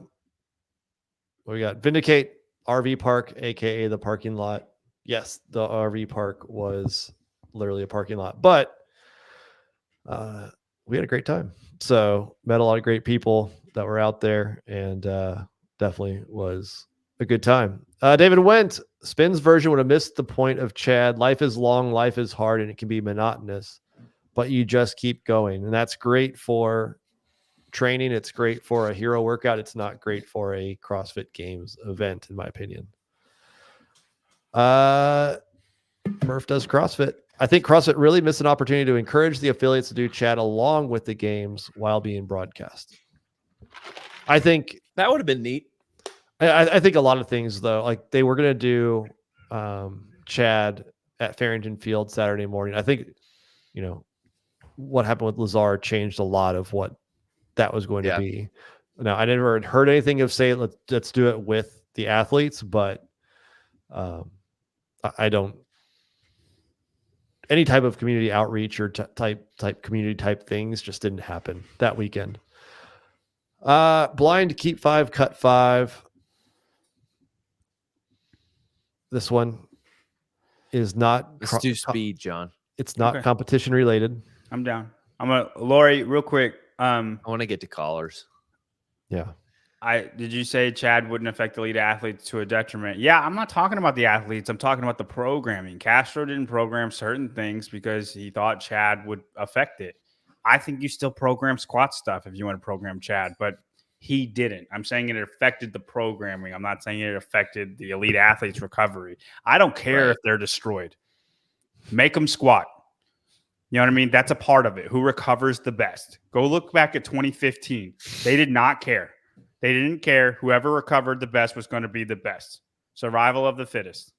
It is not. Instead, you programmed in a way that you thought Chad wouldn't hurt the athletes. I'm hurt them. I'm not the PFAA. They don't have to play. Mr. McCockner, do we think there'll be games next year? According to Don Fall, the team is working towards next season. What that looks like, we don't know. All right. Keep 5, cut 5, blind edition. Manta Sleep, code SPIN, save 10% on your favorite sleep mask. This time, we are looking at garage gym equipment. So if you did not see, I got the brand new Rogue rower, and so it got me thinking. If you have a garage gym, what 5 things would you have in your garage, and what 5 things would you not? The caveat is it is not a barbell and plates, because that is a given. So okay. So that we've got those in the you've gym. already got barbell plates and a squat rack.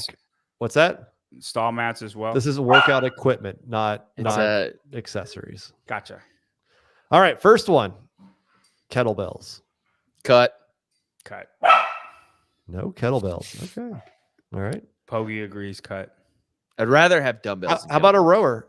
Whether it's a C2 rower or I think keep. You can run a Rogue.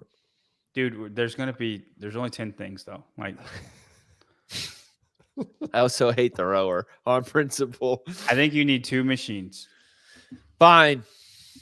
Right. Don't need 2 machines. Yeah. We didn't even have machines until like 2014. And we live in a new day. 2011. I got the rower. I think a bike erg is the best machine you can have, personally.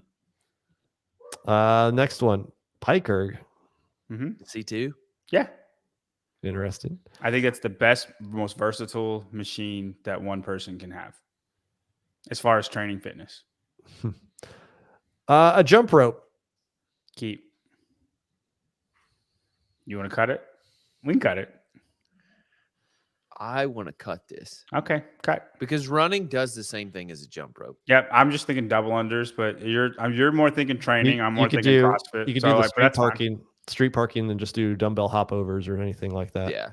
You're just jumping. Which lateral hopovers over a dumbbell is way harder than you would think it is. No, it's not a jump rope for sure, but I'm fine with that. You don't have to jump rope. Next one, a pull-up bar. Keep. 100%. That's basic fitness. Hey, we're doing good right now. We are doing great. Doing all right. Let's see if you guys can keep it up though. A GHD machine. I would cut. I think it's. I'm on the fence. I really love a GHD. It takes up so much space, but you can do toast bar. An actual GHD. You can do toast bar. I'm talking about doing an actual GHD for what it's supposed to be used, which is your backside, not your front side. Cut it. Yeah. Cut it. You can do Romanian that's fair. deadlifts. That's fair. That's fair, John. You can do good mornings. It's just easier with GHD. Dumbbells. Keep. 100%. Dude, we're 1 right now. All right, here we go. Except for that rings. Keep. I would say keep. Yeah. Okay. Okay. I think ring dips are one of the greatest things you can do for like triceps. And I mean, we're thinking CrossFit, obviously muscle ups, but ring dips are core triceps. Like they're hard to do. You ring can do rows. tempo, you can do weighted. Elevator ring. Ooh, a box. If the box is on here when you keep a box. I think we should hold out for a box. There's so many things you could do with a box. All right, let's see. 3, 4. Next one, a rope. Like a climbing rope. Climbing rope. Cut it. First, cut the bottom off, and then cut it. then take it down. Cut the rope. All right, you got 1 to keep, 1 to cut. Garage gym, man. What garage are you living in? What? I have a rope in my garage. Like a full-on. He lives in Tennessee. It's 9 feet. You can build a house for $12 do a seated. Tennessee. You do from a seat. All right. And yeah, a sandbag. Okay. Knowing that we only have one spot left, I would say cut. We lived without sandbags for so long, but I think it would be You don't one of want the first that things odd object training at all. Just it would be one of the first things I Pampered- add You can back. go out and Pampered get one CrossFit. though. It's easy to makeshift an odd object. Yeah, you can do Yeah, rocks. I'll do heavy thrusters rocks. with my corgis, man. It rocks. Okay. Yeah, you can just pick up a We've big done it rock. at the house. Yeah, Kentucky's about you've 3. never picked up a big rock before. It shows. I gotta tell you. And the last one, John's gonna be happy. An air bike. Nice. Oh, let's It's Good not. It's not a job. C2 We bike, freaking but it's an air killed it. bike. Yeah, we did. Speed. We got to go for speed again. better on speed. I think we are better at speed. I like this. There you go. Keep a don't think we rower, screwed pull up up bar, anything at all. dumbbells, rings, air bike. I would I trade see the rower most for of the those GHD. Hey. I see most of those things, maybe not the kettlebell, but the bottom three things I think are just a luxury. Like if you just want it, I don't think they're have tos. You know what I mean? I think a lot of people would give us a hard time for the kettlebell. We have But dumbbells. what would you though. replace though?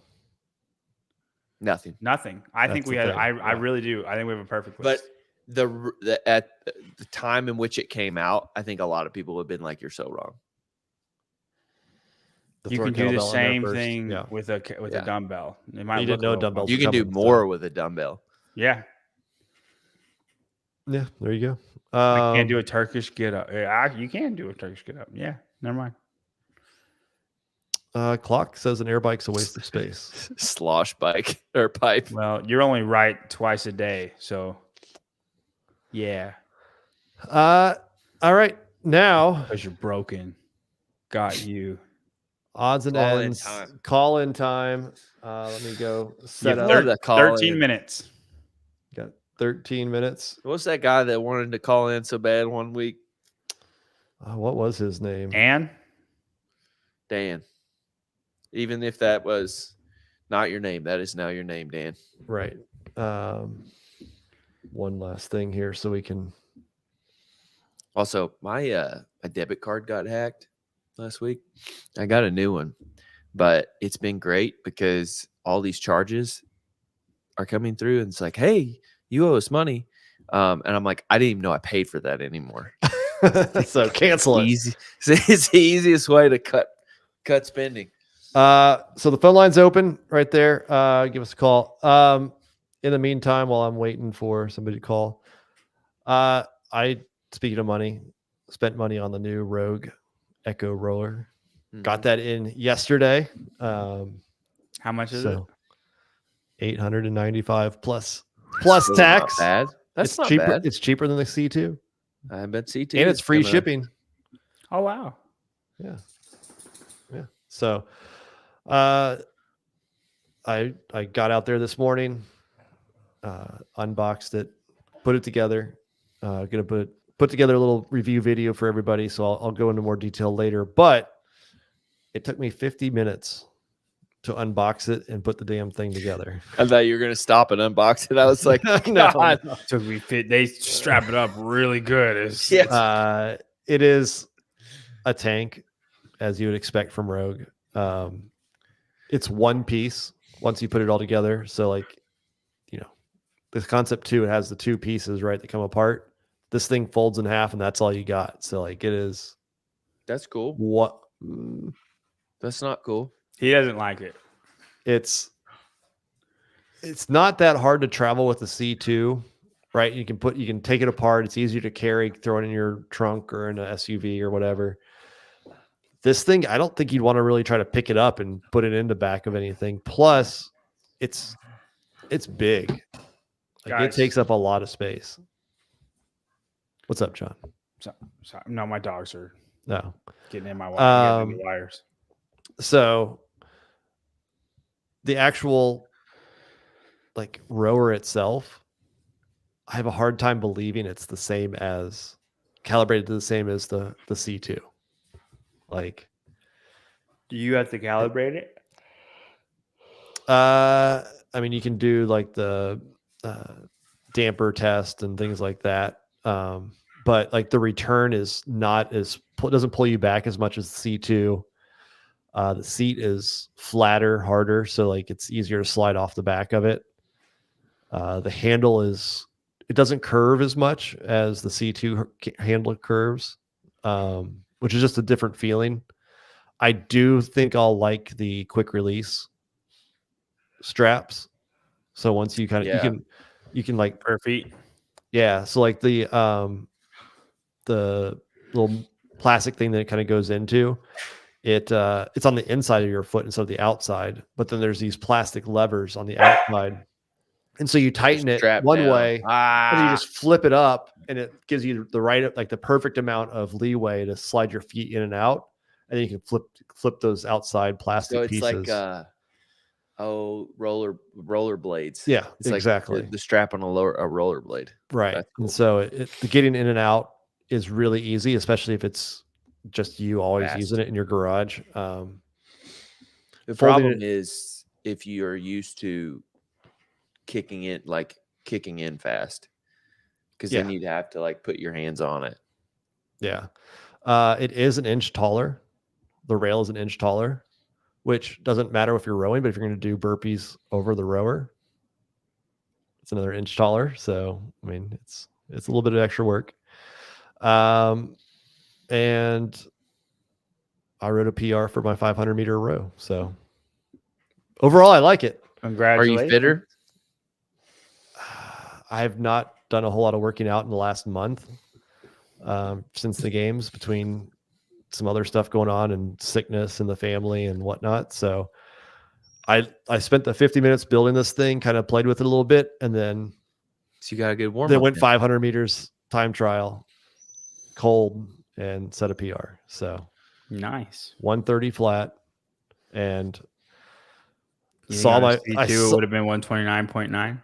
I saw, I had seen that the 129 slipping away in my last pull. It ticked up to 130 flat. So did you? I have a question for you. Did you do the Trevor tug? I did not, because listen, I've not tried that. I will forever do that in a time when trial. You have to start like a short a time trial. Yeah, if it's one sprint, even like a 2K, it's absolutely worth it. Spin. Yep. Because you get up to 125 in 2 pulls. And then it takes like 30 seconds to like balance out to like wherever you're actually pulling. Those first few seconds are crucial. Yeah. No, and you can lose the Trevor tug would have got you sub 130, guaranteed. You should go do it right now live. Right now. No, I'm good. Yeah, that was something. Mr. McCockner, on Rogue's website, it says it's the Rogue rower is the official rower of CrossFit and the CrossFit Games. Interesting. Pretty good considering they haven't had local CrossFit games yet. Maybe. Let's see.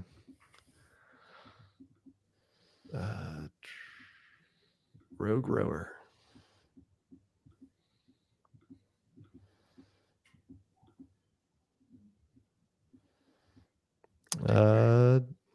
Am I missing it? Here.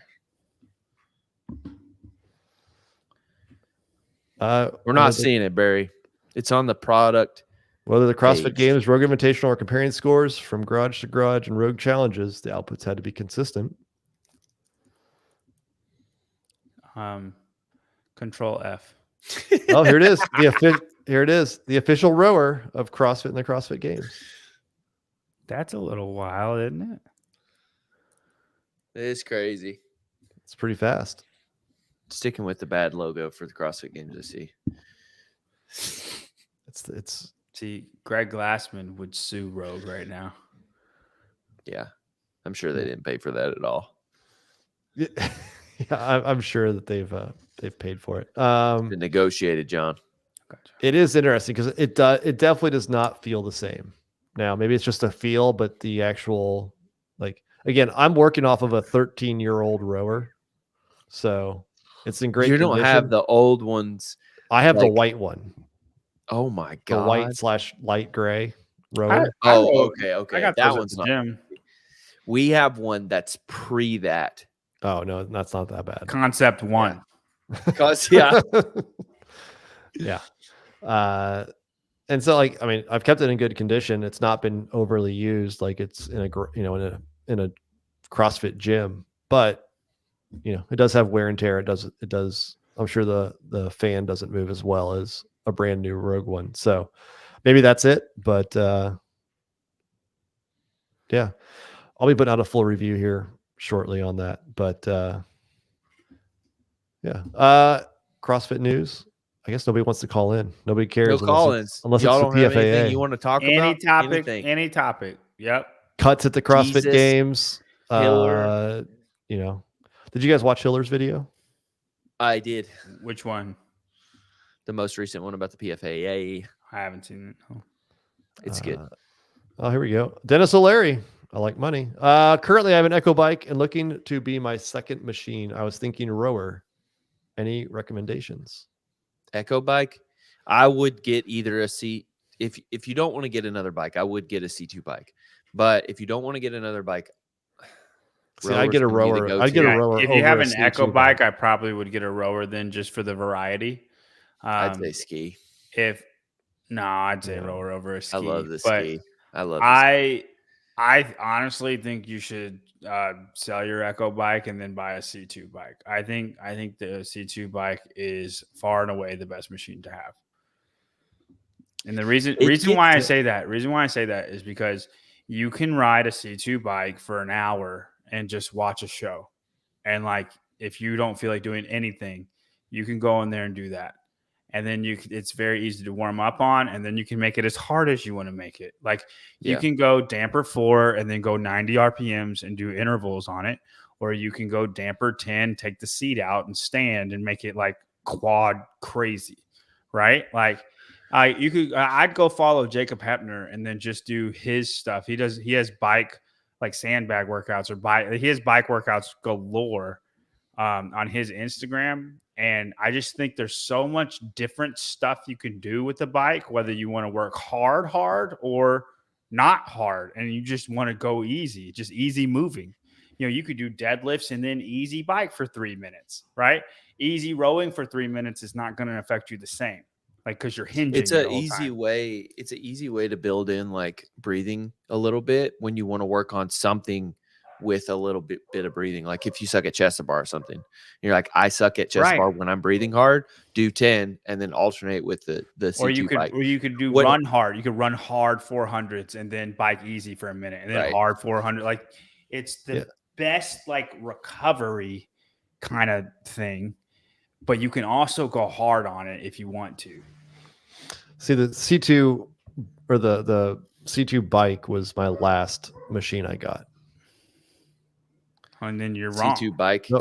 It would be the first one that I buy. I don't have any, but I would buy a C2 bike. Caller, welcome to the show. Okay, bye. Caller, go ahead. Hey, about a minute behind on the stream. Anyways, I just wanted to ask. That was our best minute, so you missed the whole show. I just wanted to ask if you guys think Justin can ever win the games again. Can Justin Medeiros win the CrossFit Games? John, that's a great question. I would have. My gut. And my for gut that, reaction, you'll need to tune in next week. My gut reaction is no, but I would have never said James Sprague would ever win the games, and he did.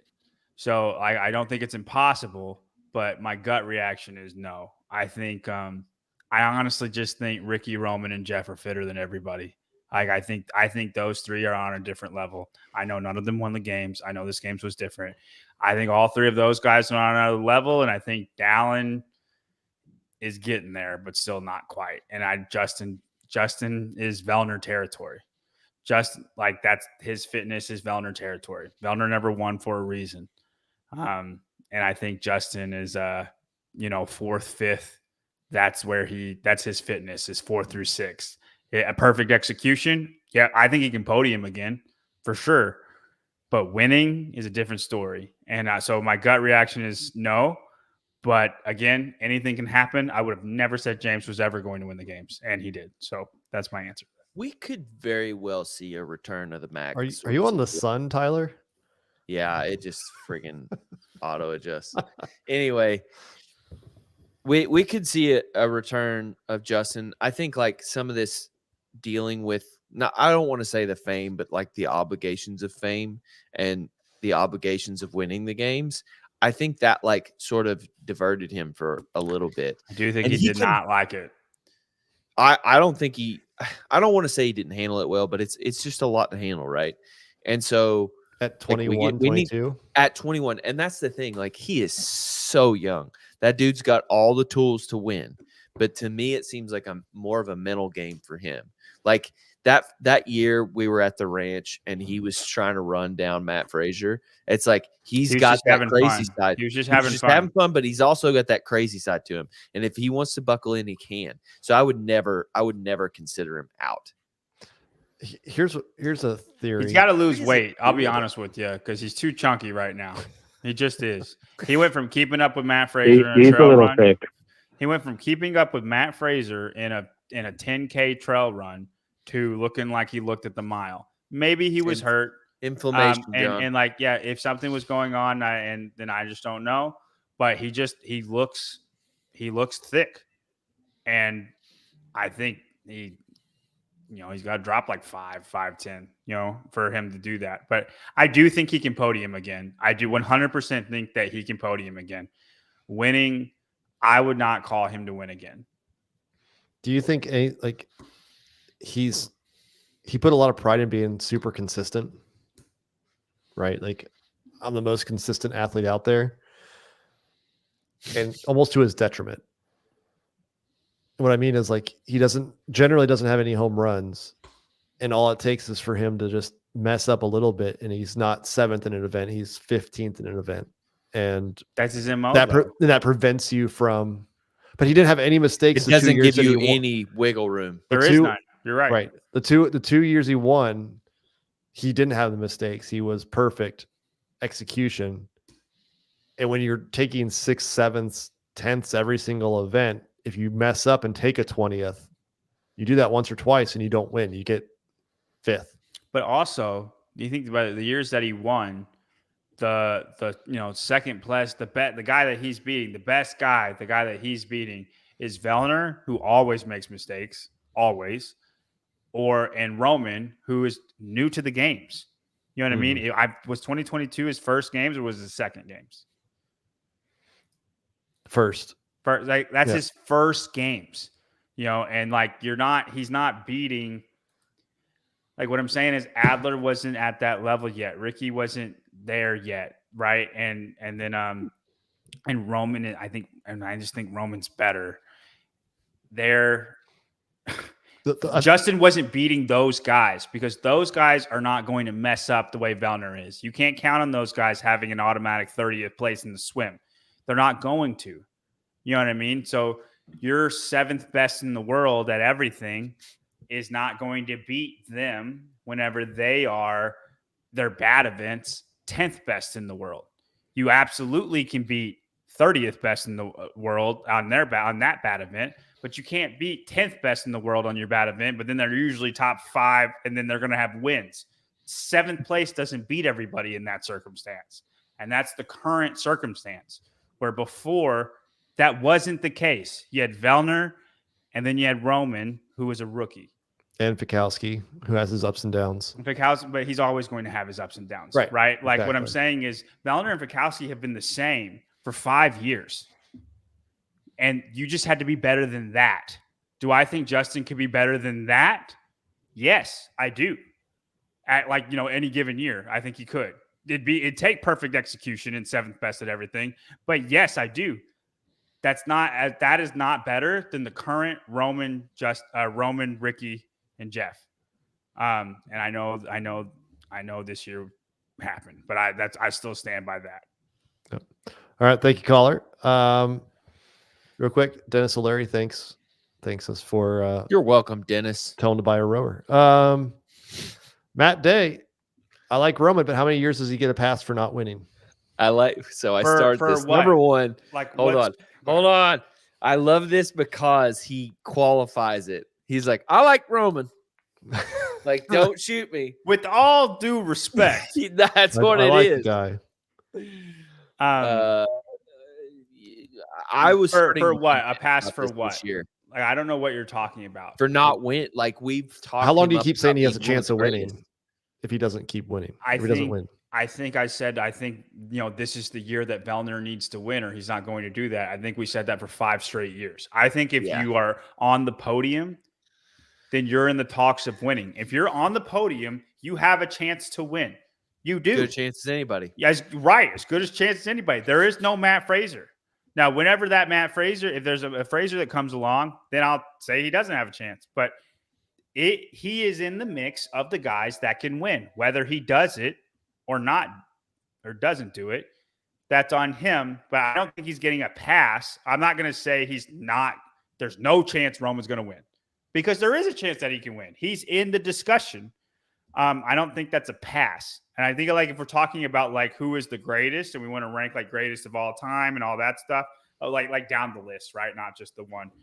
Then Roman not winning will go against him. And that, like, because for a reason. Like Justin, if you want to put in pair of like who's your Mount Rushmore or whatever, and just the men's side, Justin is probably My Games Mountain, so to speak. Yeah, Games Mountain, all-time Games Mountain. Thank you, Tyler.